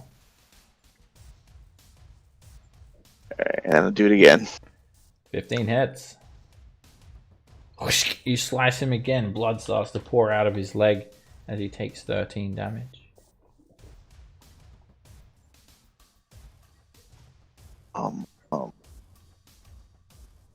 His blood armor returns. Gerald. Again, Eldritch Blast. Hit. No more blood armor. It ripples away from him. Hit. You hear the beam crash into his flesh. And the 14's a narrow miss. I will continue to crawl back and end my turn. The blood armor returns. Raven, make a death saving throw.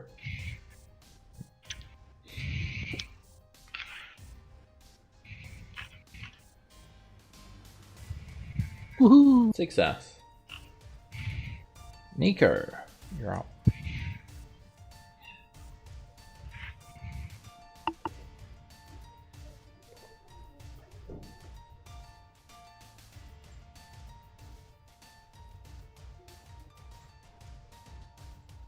Alright, I'm going to back up a bit here, and then I'm going to try and hit him with one of these. Hit. No, pull him, and probably drop the armor, but can I still pull him? Yeah. The blood armor gets dropped and he squeezes into this area. The 2 tendrils of blood kind of pop out of his torso and disappear, just turning into blood that splashes on the ground. Bargle and Raven are released. He's squeezed as well. It's my turn. The blood armor returns.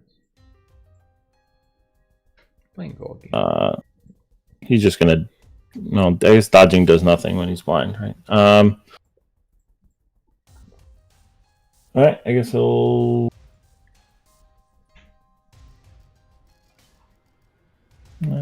think he has further reach than that. All right, I'm gonna just have him take a shot, even though he can't. We can probably skip, even if it hits. The armor's going back up. So At the end of Flame Corgi's turn, the Herald moves.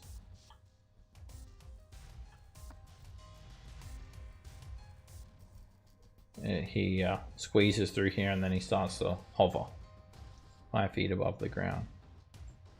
It's the Herald's turn. And he's going to use his engulfing protoplasm on Nico. Big whip of blood extends out from his body towards Nico. He's not raging anymore either. Ah, miss.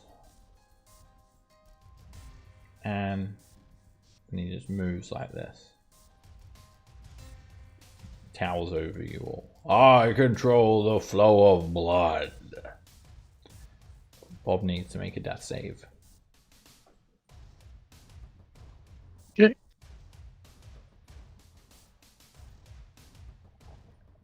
Bob grabs his neck and twitches on the ground as he says his final words. Bye-bye. Tell my wife, Raven, I love him. Bob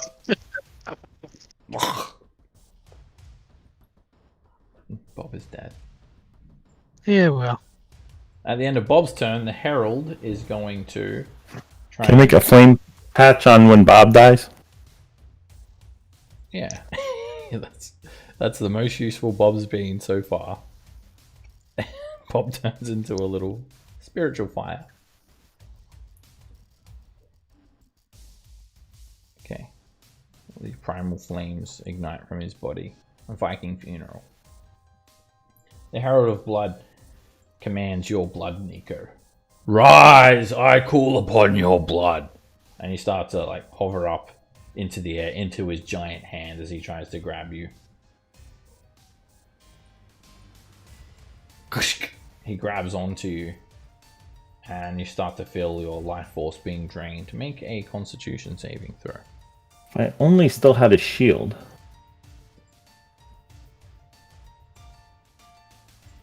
I'll use my inspiration for this.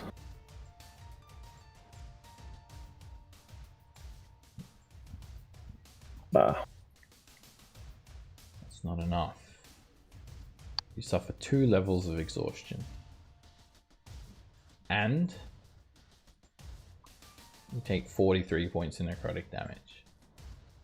As he grabs you and drains the life out of you, then poof, drops you onto the ground. Pargle, you can use half your movement speed to stand up, which is, what was it? Yeah, I'm 40? definitely doing that. What's your movement? Yep. So you've got 20 now. Oh, because 20 you're now, so exhausted. not 10 to stand up, so that 10 left. Oh, shit.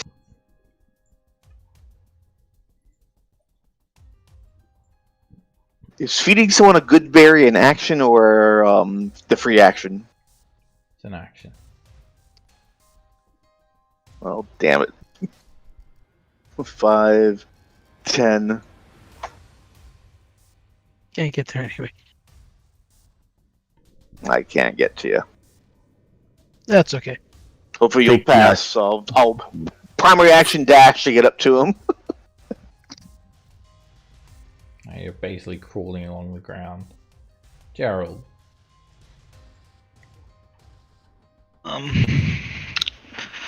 So we can feed Berry. Yeah, Something we can do. it's an action to do that. All right. I'm going to, and this guy's hovering over the ground. Landed. He's hovering 5 feet in the air. But I can get into his space still Yeah, to get next to easily. Nico. Yeah. All right. Well, I'll feed Nico the good berry that I have. My last one for my action. And I will then move back to here and end my turn. I gave you that. Good berry, right? Yep. How is it? That's great. It's good. Oh, it's a great berry. Raven, it's a death saving throw for you. Alrighty. Massive Woohoo. success. Nico.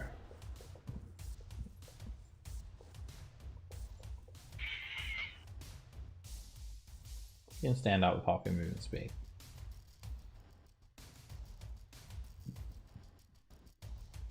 Yeah, I'll do that.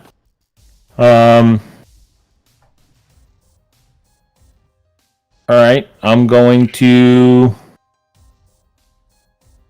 I'll just move over to here, because I just don't like being under him. Alright, I'm just going to hold the flame bolt for when his blood shield goes down. Okay. That's it. That's the end of my turn. And then Corgi goes. Alright, at the end of...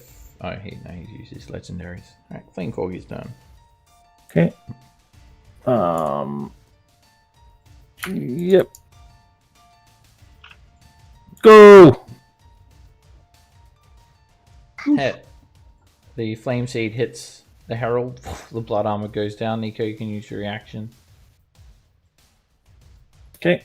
Let me... If I find it. Hit. You unleash the firebolt with the right timing. 22 fire damage. The Flame Herald. The Fire Herald becomes the Flame Herald. And he is about to collapse. You can start to see blood drip down him. On all sides. Okay. He'll just... Corgi will just back up a little bit. See what the hell's going on with you guys. The Herald is focusing on Gerald. And he says, I don't like your name. It rhymes with mine. And he attacks with one of these engulfing protoplasms or tendrils of blood that extend out from his torso. And Gerald, you hear it coming. You hold up your shield and you just feel this something flick off of your shield. Miss. Very lucky. Bargle. Alright, use my action to feed a good berry. Woohoo! Is that 3 points or 4? 4 for the lifey clericiness. If you're running this way, run through the flame. Run through a flame. Can't You see look no over flame. and see Bob is... Oh, you can't see anything. Yeah. You can hear something crackling away. Yeah. Sounds like I got my- Bob. It's that distinct sound that Bob would make if he 5. was on fire. Smells like 15, Bob. 20. A lot of pork. Why, does that flame heal you or something? From his death? Yeah. I will heal you. Oh, You've seen them awesome. before. It's not your first time. Alright, the Herald's going to attack Gerald. Come here. I call upon your blood. And he uses his Call of Blood legendary action. Gerald starts to lift up off the ground and the giant hand reaches for him. A melee attack. It grabs you, Gerald. As a reaction, I will shield. 25? Oh yes, you can shield that. I thought it was 27 for some reason. Poof. He grabs your shield and you slip out of his grip. Raven. Alrighty. Did my turn just get skipped? Did it? It did. Gerald, you're up. You get your shield back. Right, Well, you get your reaction back, I mean. get my reaction back, yeah. I'm going to step to here and Eldritch Blast. Alright, he's got the blood armor up for the first one. And the 14 is a miss. That's another miss. And the third one hits him and takes Blood down armor. his blood armor. Then I will end my turn. The blood armor reappears. No quicken. Raven, Oh, I don't have sorcery points left. you can stand Yeah. up for half your movement speed. I stand up and move to there, Got that the spell slot back. and Could have. I will shoot him. He's up there somewhere. He's pretty big. His blood armor goes down. 11 is a miss. And a 14 is a narrow miss. Bob, get him! Bob! Bob! The blood armor goes back up. It's getting close. Nico. Teleport away. Poof. All right. I'm gonna do the exact same thing as before. Hold the flame bolt and hopefully, good boy hits him. Okay. You ready? A firebolt. Waiting for that armor to drop. Good boy. 15. Hits. E. Blood armor goes down, and you do a point blank firebolt. 21 is a hit. Puppy power. 23 damage. Catches the Herald on fire. He roars as he steps from side to side, but that's not quite enough to bring him down. Very close. Lets out another ungodly roar. And he's going to send out a protoplasm tentacle towards Nico. It hits you and wraps around you. Make a dexterity save, Nico. You become grappled as you attempt to get out of the way of your last movement before you become unconscious. And he's just draining your life, replacing your blood with acid. Bargle. Alright. 5, 10, 15, 20. Heal me, baby! I actually don't know if it can heal. Let me see. I think I have to be up to do it. Hold on. Yeah. When a creature you see enters and starts turning flames. I can't see you. I'm dead. Damn it. Run for Well, at this range I'm in, I'm going to chuck the javelin of lightning at him. Okay. And are you saying the command word? Or is it being used already? Oh, no, I use it. Anytime I use that, I want to do lightning with it as well. Okay. So you haven't used it, right? Not since Not today. Okay. Roll the damage. That's a hit. He automatically takes the lightning damage. Because the command word happens first, the lightning damage will be first. Which it automatically hits him for 16 lightning damage. And it takes his blood armor down. Then the javelin itself hits him for 6 damage. Hits him directly in the center of his chest. And he pops. He just completely splatters, turning into blood that completely paints this entire room. I knew I could stop him.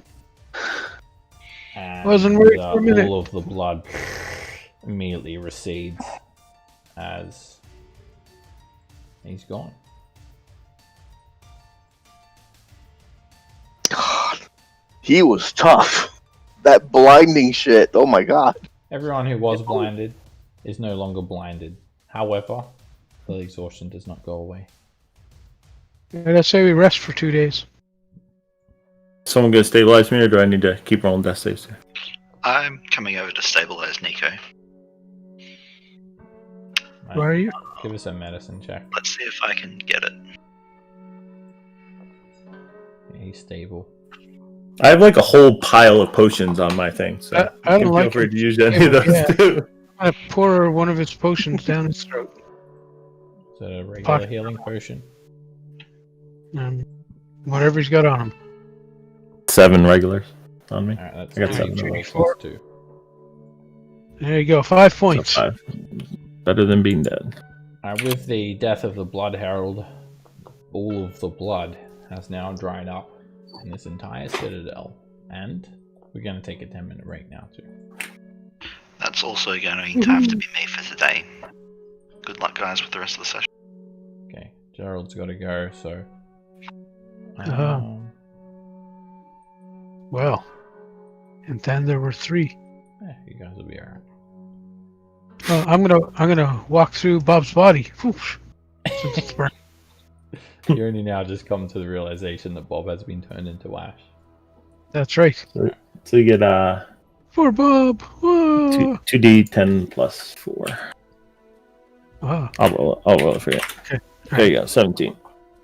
That was the most use that Bob ever had. Bob, See you guys thanks, soon. Bob. You'll be missed.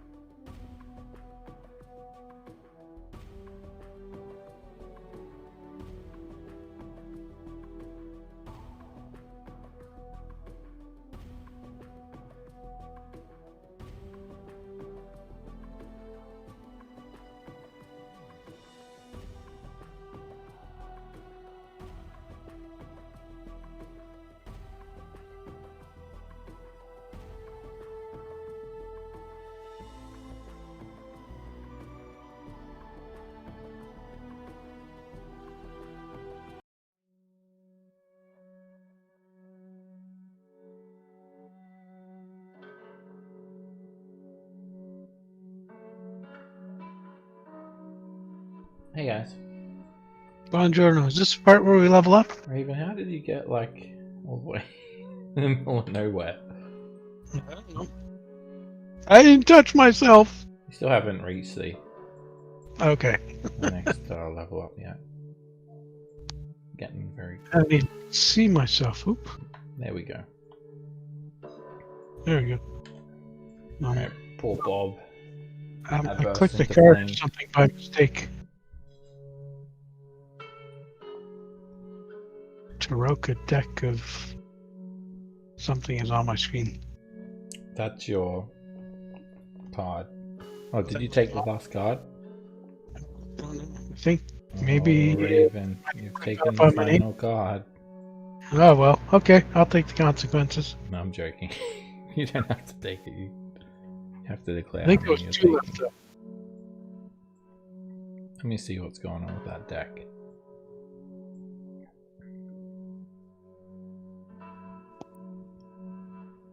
Anyway, so the Herald of Blood has burst into pieces. All right, let's go check out the room.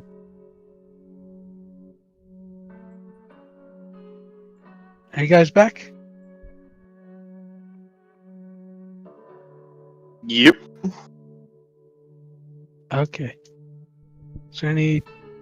There's nothing now in this room except for a shell-shaped font of stagnant blood. There's no more blood flowing through this chamber, and there's no other exits. The room looks fairly newly established. You can still see tool marks in the walls where walls have been carved out of the alabaster. Alrighty. No more blood Well, flowing. Oops. What So the you hell? should be able to, access that other corridor now through the blood curtain that's been Oh, up abolished. at the top there. All right. Come on, Bargle and Doggy. We'll call Scotty to beam us over there. Huh? What are we doing? We're gathering all together, and we're going to open our communicator and call Scotty to beam us to the other blood curtain that shouldn't be there anymore. You'll need to move yourself up there. Oh, fine. It's like not too far. It's like just around the corners and whatnot. Well, you lead, because I don't remember where it is. Literally, we just went through it before, or went over to it. It's Follow over the here. ping.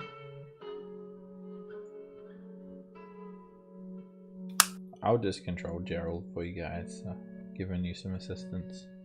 So you've got at least the numbers. Alright, so through this room there's another narrow corridor. It's 5 feet wide, 8 feet high. It has an arched ceiling. There's a walkway with stairs leading down. And the curtain of blood that was blocking your passage is no more.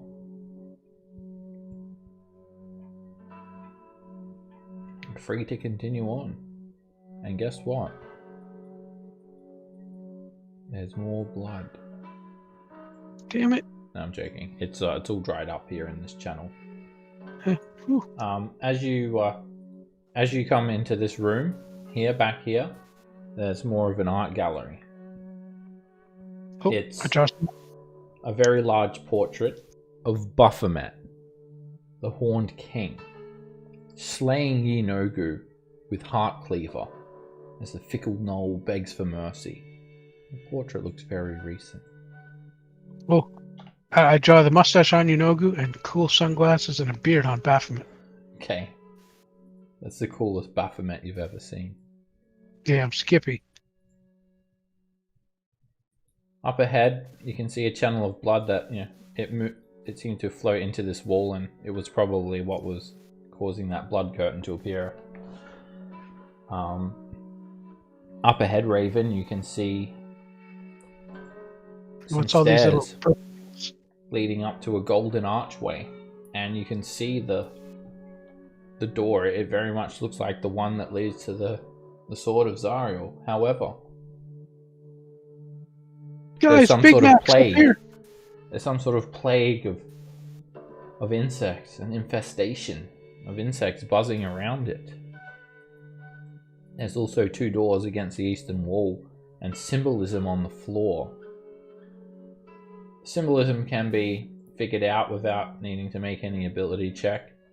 It depicts two combatants, one fallen and one standing, with the symbol of one covered in blood and the other one clean. No, to Optimus and Megatron. One shall stand, one shall fall. Yes.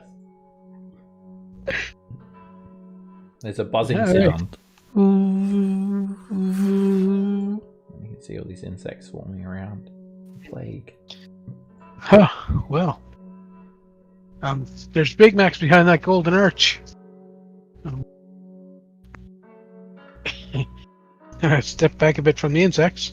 You Anybody see the got golden any? arches and it just makes you hungry. Yeah, anybody got any flames to broil those burgers? Cricket burgers with? I don't think that's how it works if that's like the spell insect plague, but I can throw a bonfire in there, see if it kills any. Okay. You throw a bonfire in amongst all these buzzing plague of insects, and Shield, not I mean affected. Gerald, get up here. the plague is not afflicted. There's a big blight here, and fire doesn't seem to do anything about it.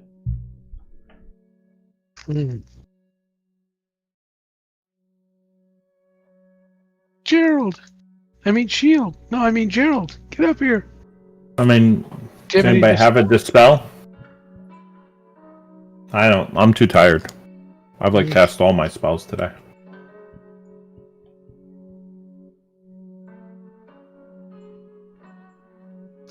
I've got one left, but I don't have a dispel. I mean, you have any of you guys have like a mage hands or whatnot? So try and like open the door to see if the door opens.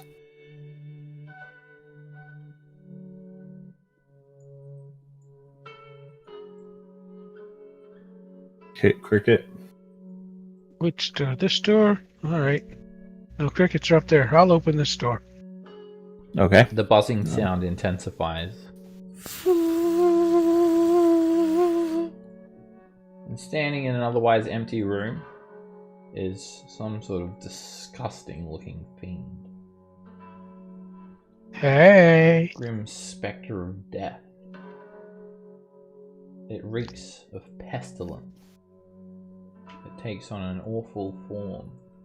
It kind of has like a goat's head, but its flesh is sickening to behold, bubbling with plague blisters.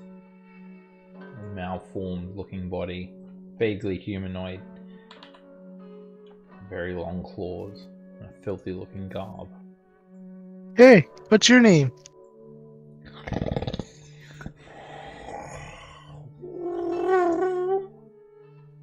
It speaks to you telepathically.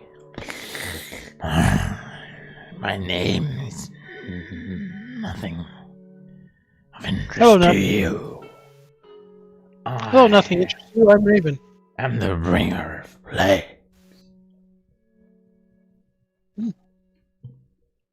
Cool. I am the solution to problems.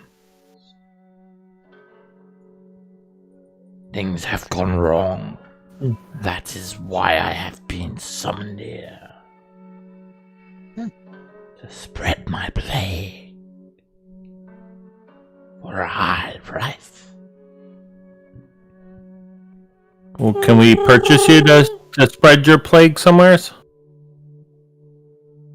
I am currently under contract to stay here, spread my plague, to spread my pestilence, to prevent access to the temple.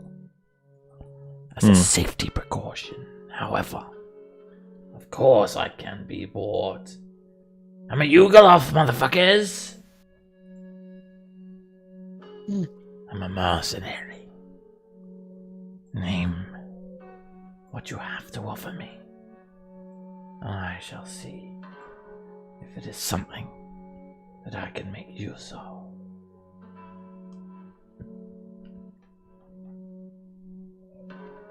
What do you have to give me? Something very rare indeed, it must be. Sure, I have a dice that yells trick or treat. Bet you ain't seen one of those before. Show me that. Show him the dice. Trick or treat! Ha! Polywaffle. Useless. No, I do not want that. I got a headband that makes you smarts. A headband of intellect. Boring. Come in.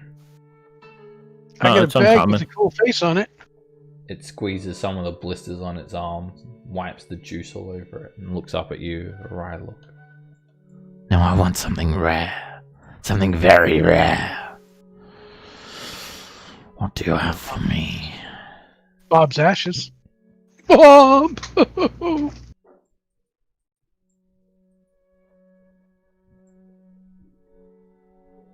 I have the love of a good celestial. This will not do. Show me your magic items. What do you have? And it starts taking a bit of a gander at all of your items. Oh, that ring looks nice. Noting Bogle's ring of spell turning. Oh, that bag of holding. It remarks on your arm, on your side, Raven, kind of slung over your arm. Oh, too common for me. No, you don't want the bag I have? No, I want something very rare. Or rare. Do you have any shields of hidden lords around there? Or any blood axes? No, I couldn't find all the pieces. I got a red potion. Bah! Polywaffle. That's blood bread? This will not do. You can purchase my services. Got a greater healing.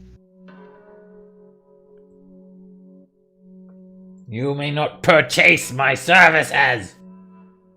Got a hot plate. My price is high. Oh yeah, we got some drugs too. If you do not have business to conduct with me, allow me to turn you into a debilitated wreck. I'm already a debilitated wreck. Yeah.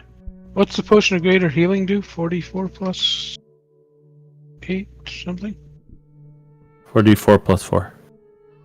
Alright, I'm gonna drink that since I just found it. Oh, look at this! Oh! Alright, when you drink it, something happens, Raven. Huh? You start to hear a bit of a buzz before you've actually downed the potion. Oh, okay. This thing makes a plague of insects around it. And it says, Dude, I'm just having a drink. I'm thirsty. I am the bringer of plagues. Yes, you said that. You shall not recover in my presence. In fact, you shall wither and die. I'm just gonna close the door. It looks like there's not going to be any negotiations with this thing at this point now. So it starts these plagues and it starts to spread it out 30 feet in every direction. The insects burst out of it. Wow. And the area becomes blighted. You can still drink your potion if you want, but you need to make a con save first, Raven. Yeah. You resist and you're immune to its bringer of plagues. So that means you can heal if you want. Or There you go. Gotta use my action. I'll just shoot him. Okay, you go from downing the potion to stopping, pointing your hand at it instead. He's gonna fight us. Doom. That hits. Push him back 10. The plague of insects doesn't move with it, but you pop some blisters and knock it back into the wall. Doom. That's a miss. The beam bounces off of it. Doom. That's a hit. I just realized you guys should all be at disadvantage on your initiative as well, but it doesn't matter. You pop some more blisters on it for 15 damage.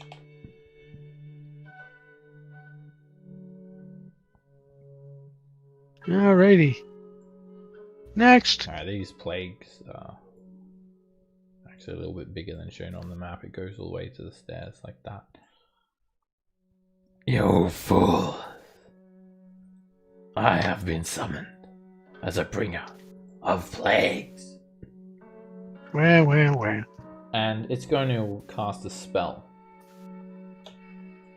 Wall of Ice. It's going to throw that wall up, cutting through everyone's spaces. It's going to hit Gerald, it's going to hit Flame Corgi, it's going to hit Nico, Bargle, and Raven. But first, let me put on some templates for the Wall of Ice.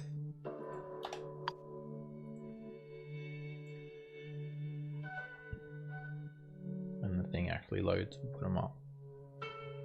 It's a disadvantage deck save.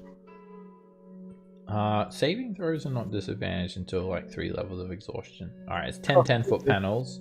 So 1 on Gerald, 1 on Flame Corky, 1 on Nico, 1 on Bargle, 1 on Raven.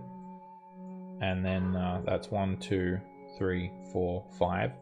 And then it's gonna do 6, 7, block off that area, 8, Ooh, he's gonna block off Gerald from us. Oh no! 9, up here, and 10 over here. Alright, everyone make a dexterity save as the Wall of Ice cuts through your space. I'll post the description as well, just so you guys can see it. See what the spell does. You're shunted to an empty space within 5 feet as well. Raven, you'll hit for 16 cold damage. Yep. Flame Corgi is hit for 32 cold damage. And poofed out of existence. Oh, he gets a save too, right? Was that his save? Or was that yours? No, that was my save. Oh, I don't know. Why is it coming up like that? Oh, I clicked his save. My bad. I messed up. Hold on. Here's my save. Alright. I failed too. Anyway, he poofs. Yeah. You are knocked to the empty space, Nico, and you take 32 cold damage. Bargle, you manage to jump out of the way, taking 16 cold damage. You go into an empty space. And Gerald and Flame Corgi, well, Flame Corgi and Gerald's knocked out of the way, separated from you guys. All that area you actually can't see through. It's heavily obscured. Well, it's actually a wall, so I'm going to block it off with dynamic lighting.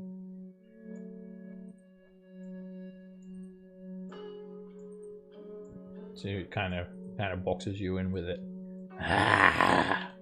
And then it's going to stay there.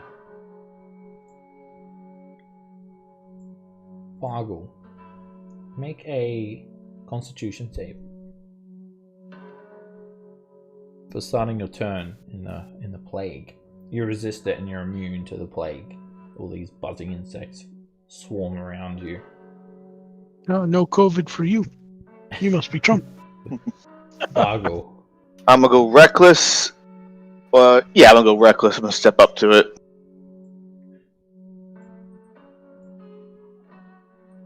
It makes this giddy kind of goat sound.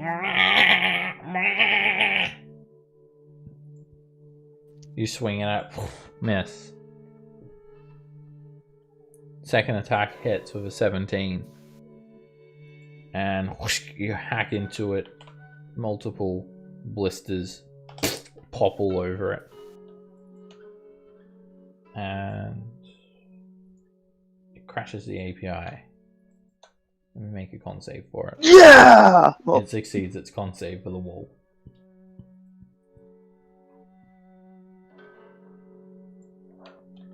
Insects continue buzzing about. Alright, Nico. You're all immune to the plague now.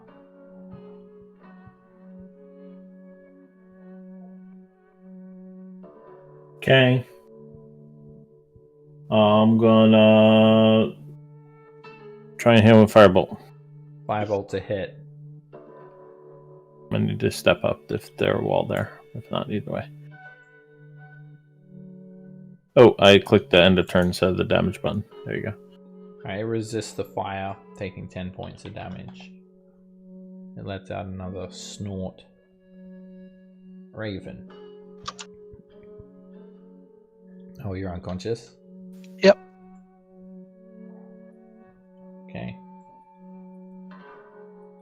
Its turn. It's going to transfix its gaze on Bargle. Look into my eyes. Yeah. Make a wisdom save against Charm, Bargle.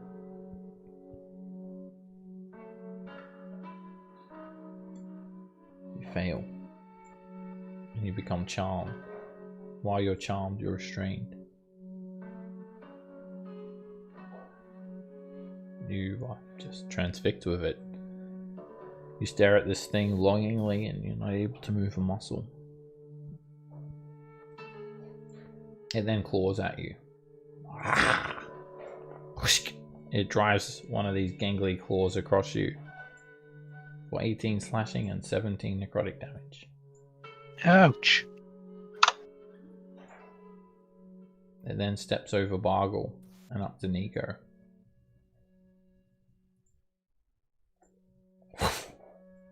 And hits him.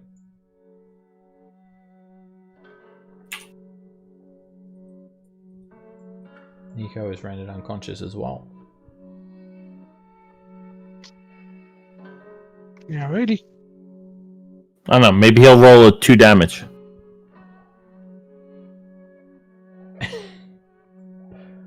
The Oinoloth then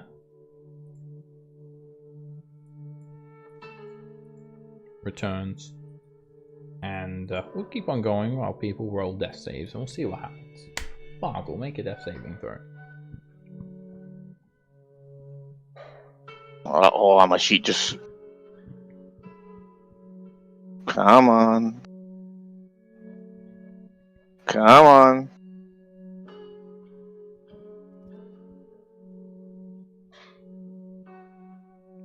There we Failure. go. Nico, roll a death saving throw. That's a failure. Raven, what are you on? 1 failure? Nope. 2. Alright, when you're on 2, don't make another one. Just hold it there. Yeah. Oinoloth is just muttering to itself. Why don't I just take all the items? Bargle, make a death saving throw.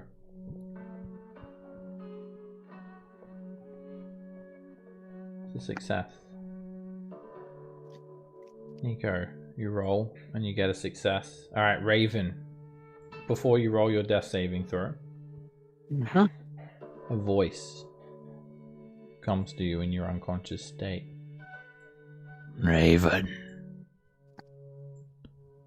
Not now. You are so close. I can give you the gift of life. Yeah, I can restore you. Sorry, I've already dedicated my soul to the great Celestials. Not gonna have my soul, sorry. I'd It's rather go not to your hell. soul that I want. Yeah, what do you want? I want you to succeed. I need you to succeed. Who are you? Oh, we've met before. Let's just say I have a vested interest in seeing you succeed. Mm. We must enter into a contract. You must claim the sword of Zariel and use it to depose her. Let us put it in writing. Oh no, we're not here to dispose her, we're here to save her. To convert her back to goodness. Then she will be deposed as ruler of Avernus. That's right. I don't care of the method as much as it sickens me. So what's in it for you? I have my own vested interests in seeing Zariel deposed. Strike a deal Alright. with me. Let us make a contract. And what do you want in exchange from me, personally? I have told you. I want you to do nothing more than succeed. To depose Zariel at all And what costs. happens if I don't succeed? Then the contract is breached. And what happens to me if the contract is breached? Then your soul will belong to me. Yeah, no. Sorry. Alright, you I refuse. reject the devil's contract. Roll a death saving throw. Oh well. Goodbye, Raven. That's okay. There's lots of new people to play. Alright, the only loss is just tisking. Argle, make a death saving throw.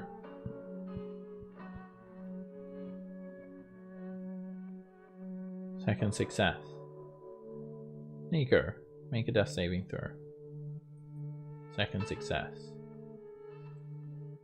Bargle, roll a death saving throw. You're stabilized. Nico, roll a death saving throw. Alright, Uh-oh. Nico, you're going to receive pretty much the same offer. Bargain, basement, death save, success. If you go into this contract, it's pretty much exactly the same as what got offered to Raven. Bob, is that you? What do you My say? God, Bob. I've been very anti taking any of these things. Nico, you can help me and I can help you. You know who I am. You know what I want. So I guess it's Bell, right? Yeah. You've come so far. To give up now. Say the word, and I shall bestow my charm upon you, and you can use it to defeat this disgusting abomination.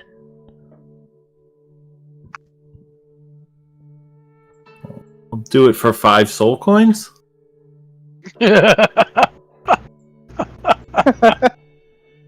That counter offer here? Must ensure that Zariel is no longer the ruler of Avernus at the end of this day. However you do it, I don't care, but know that it must be done. And if it is done, then our contract is no. That's it. That's the ends of it. Then I have no use for you, and you have no dealings with me. You'll be gone from hell, and I'll never see you again. Okay, I'll take it. Alright. Literally, he's just offering me a contract to do what I was going to do anyway, with no downside except if I fail. So. Alright, the contract, it appears in the form of a song. This is all happening in kind of like in just like a black void in your mind. This massive fiendish hand, about 15 feet tall with black claws, produces this tiny little sheet music with the deal written on it. And to enter the contract, you and Devil must sing this song, and it's going to be stuck in your head until the deal is fulfilled. Baby shark. So what do you say? I do it really poorly. Alright, it's your bearded devil face is what the song's called. Oh, nice. Your bearded devil face! Your bearded devil face! And then you guys both sing it very discordantly. And what happens is you immediately stand up and you're restored to full hit points. And you are bestowed with an Archdevil's charm. Is his exhaustion gone too? No. No. I get all my spell slots back too. No, you just get full hit points, but you also get this charm, which I'm trying to find. I can't remember where I put them, but you'll gain a very special charm from an archdevil, which are very, very powerful. There we go. Nope. There we go. Where is it? I can't find it. I'm gonna have to search for this charm. Alright, so anyway, when you get up, just while I'm finding that, you've got a couple of choices, Nico. You can negotiate with this Yugoloth. It wants a very rare magic item. Or you can try and defeat it. And you will get...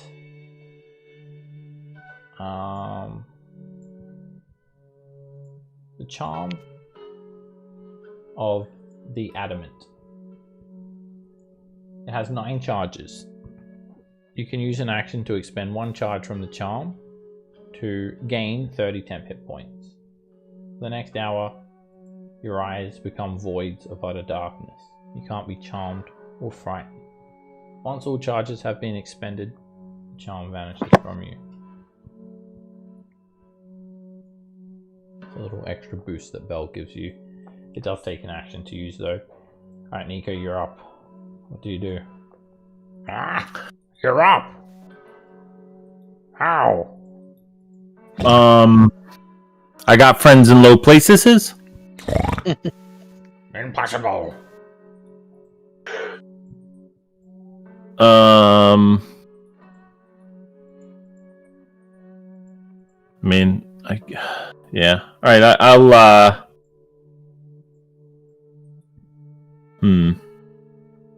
It's like we're not gonna easily find a thing either. I'll step over to Bargle. He looks like he's alive. I'll activate the charm. Okay, you gain 30 temporary hit points as you become adamant. Your eyes are just these voids of utter darkness. Oh, what happened to your eyes? You can't be charmed or frightened. I'm gonna charm the fuck out of you. Okay. Is it just standard array for the next character? Then I'll just step back over here after I just wanted to peek at him, see how hurt he was. All right, I guess that's my turn. Ah, you're charmed. The Oinoloth says, and walks around the corner and uses its transfixing gaze on you, Nico. Nothing happens to you. And then the Oinoloth looks down at your friend Bargle and says, Oh, your friend, he's a little bit hurt. I can heal him. In fact, I can do many things. All you had to do was pay. I think that this will end very differently now than I was expecting. And it tries to claw at you. Whoosh! It swipes you with a claw for 14 slashing damage and 22 necrotic. 36 points of damage. And it tries to claw you again. Oh boy. Ow. It crits you for a disgusting amount of damage. 26 slashing damage and 55 necrotic damage. Well, looks like Val has a new toy. I don't know. What is that? 26 plus 55. I'm still willing to negotiate. Okay. I think I'm willing to negotiate too here. What do you need? The Oinoloth gives you a beat down and stops fighting for the moment. I told you what I want. Yes, a very rare item. What do you have? Something very rare indeed. And I will leave this place and even heal your friend here before I go. I don't know what I got. I mean, I got like 5/7 of a blood axe. We don't have anything that's it says it wants a very rare I got item or greater. So have a look at your magic items. and have a look at the rarity. Is there a party loot that I can pull from here too? There's none in the party loot. It's I'll list them for you. The Blade of Broken Mirrors. Oh, yeah, that's The where is it? The Staff of No, I'm down with that one. We're good right there. I think maybe Staff of Withering might be very rare. It might actually be rare. No, Bargle has the Ring of Spell Turning, and Raven has a Bag of Devouring, which is also very rare. So you have a few items there. Well, I'll give him the Bag of Devouring if he wants that one. I thought he already offered him the Bag of Devouring. He Yeah, thought we it was did. a Bag of Holding, because it looks like a Bag of Holding. No, this is much more rare than that. This will, like, devours whatever you puts in it and sends it to another dimension. We pulled this from Red Ruth's thicket herself. Yeah, so I'm surprised no one tried to trick it to put its arm in there. Ah? Yeah. Devour I those hit- things, hey? Yeah. It almost devoured a friend of mine right over there. He almost got eaten's right all up. Yes, this is more than what I'm being paid to guard this citadel. Give it to me, and I shall leave. And I shall leave and heal your friend before I go. Do we have a deal?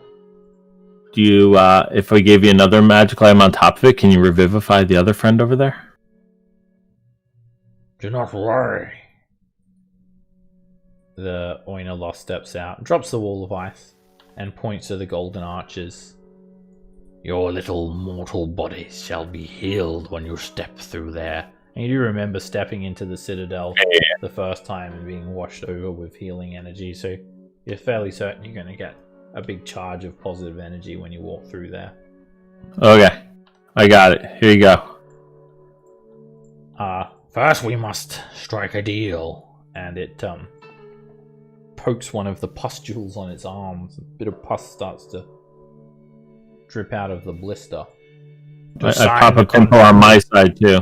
We must suck each other's pus. Deal? No other. Oh, okay. I'm I'm not really into, pen and paper and stuff. I much prefer just blisters. Yeah. Let's go. Let's do it.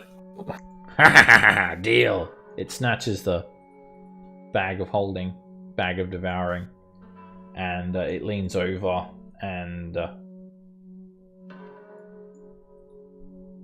Bargle, you receive healing, but you have to be willing to receive it. Are you willing to receive it?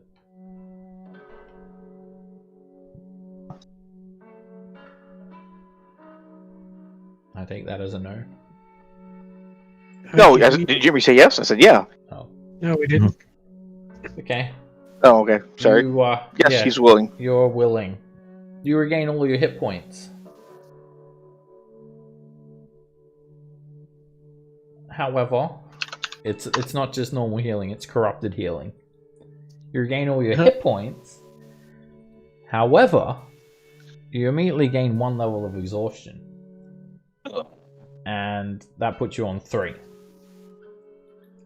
Your hit point maximum is reduced by 7. And the reduction can only be removed by a wish spell or greater restoration 3 times within the same hour. I know what then. I don't think it was those 7 points. Starts running. I'll drag Raven and head over to here. How does this affect my maximum that's been raised because of the blood stuff we did with the hemoglobin? Your maximum hasn't been raised from that. That was temporary hit points. What's your constitution? Well, because my max should be 101, but it's 135 right now. Why I think it should be 101. Why is it that high? You modified it. That would have been from 8. It was something with the... That would have been from 8 or something. There was some that gave us like 30 with the max. whatever 30 hit point. temporary hit points. You gain temporary hit points. Or is that the weird thing I did where I ate the meat cube that I dipped in the blood? I don't know. You haven't gained, and nothing is giving you max hit points. The only things that should have would be Aid, the Aid spell that Halstrom did, or the Hero's Feast. So if you, I see Raven has an Aid spell on him. Yeah, Raven's got its ability there that gives everybody like temporary stuff. Yeah, we're not talking about temporary hit points. We're talking about max hit points. Yeah. What's your what? 9 fighter, 3 barbarian. So yeah, 9 fighter, 3 barb. That's I think your max hit point should be a bit It started higher with than fighter. Should be a bit higher than 101. Let me calculate. You get 7 per level. Plus your cons 3, so that's another 9 plus 85. I think your hit point should be 115, Bargle. Minus 7, it should be 108. I see a number 135 and then 101 in parentheses for my maximum. Yeah, it should be 108 is what your maximum hit point should be. So set it to 108. I think Aid, I don't know how you got an extra 34 max hit points, but I think you might have calculated that wrong or something. He may deal with the devil or something. Alright, those, well, Winoloth heals you with that cursed healing and then runs off chuckling. And those plagues go down. And this archway looks just like the one that you saw at the entrance of the scab when you entered into Lulu's dream, into Idle Glen. It's a golden doorway laden with runes. And there are celestial runes. You can read them, right, Nico? Yeah, I read celestial. Yeah. It says, "Against evil we stand united. Only the pure of heart can part these holy gates." And when you approach Nico, they swing open. The corruption, the plague is gone. There's only pureness here now. You step forward into the gates, and immediately an incredible surge of healing energy washes over you. And you're there, Nico, and Raven's there, and Bargle's there, and Zygon's there. You were there. You were there. Flame Puppy's there. Bob too. Flame Porky's there. Go get Bob. Where's Flame Porky? Bob. Bob's dead. Bob can be there. You can drag Bob. You can drag Bob in, and you get everyone gets immediately restored back to life. All of your levels of exhaustion are wiped away. All ailments afflicting you are wiped away, except for your curse, Bargle, because it's not as strong as a wish spell. So no more exhaustion, and you guys have basically taken a long rest. You get the benefits of a long rest. All of your energy floods back to you. Your curses are removed. The flaws that you'd gained from the madness go away. Bargle, your legs are fixed.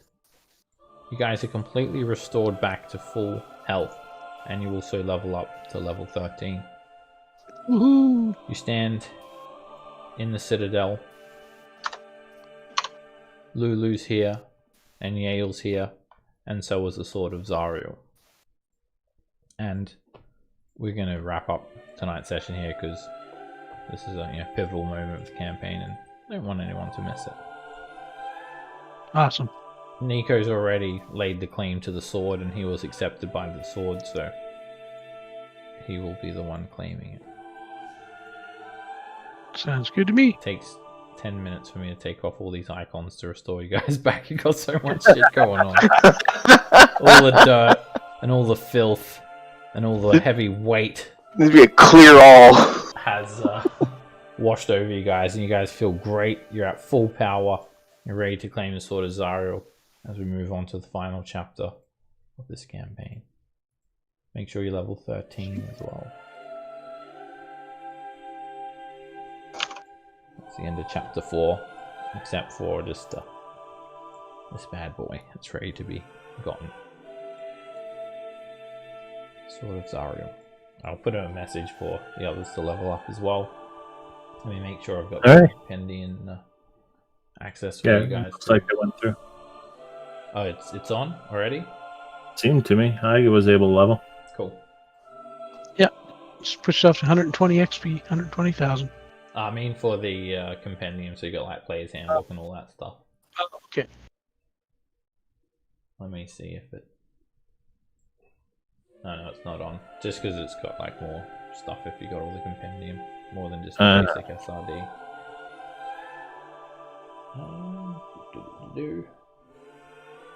Alright, that's getting shared now. I'll put a message out for everyone and I'll see you guys next week as we move on to this final chapter as you guys attempt to save El Terrell. As you guys heard, there's probably about 5 hours left until El Terrell is going to be level with the River Styx. So you're going to need to move quick if you still want to save El Terrell. Awesome sauce. Whoa. Alrighty. So Alright, we guys. should finish off November and that's it. Whoa. Oh yeah, speaking of that, let me go give you some money. Alright, talk to you.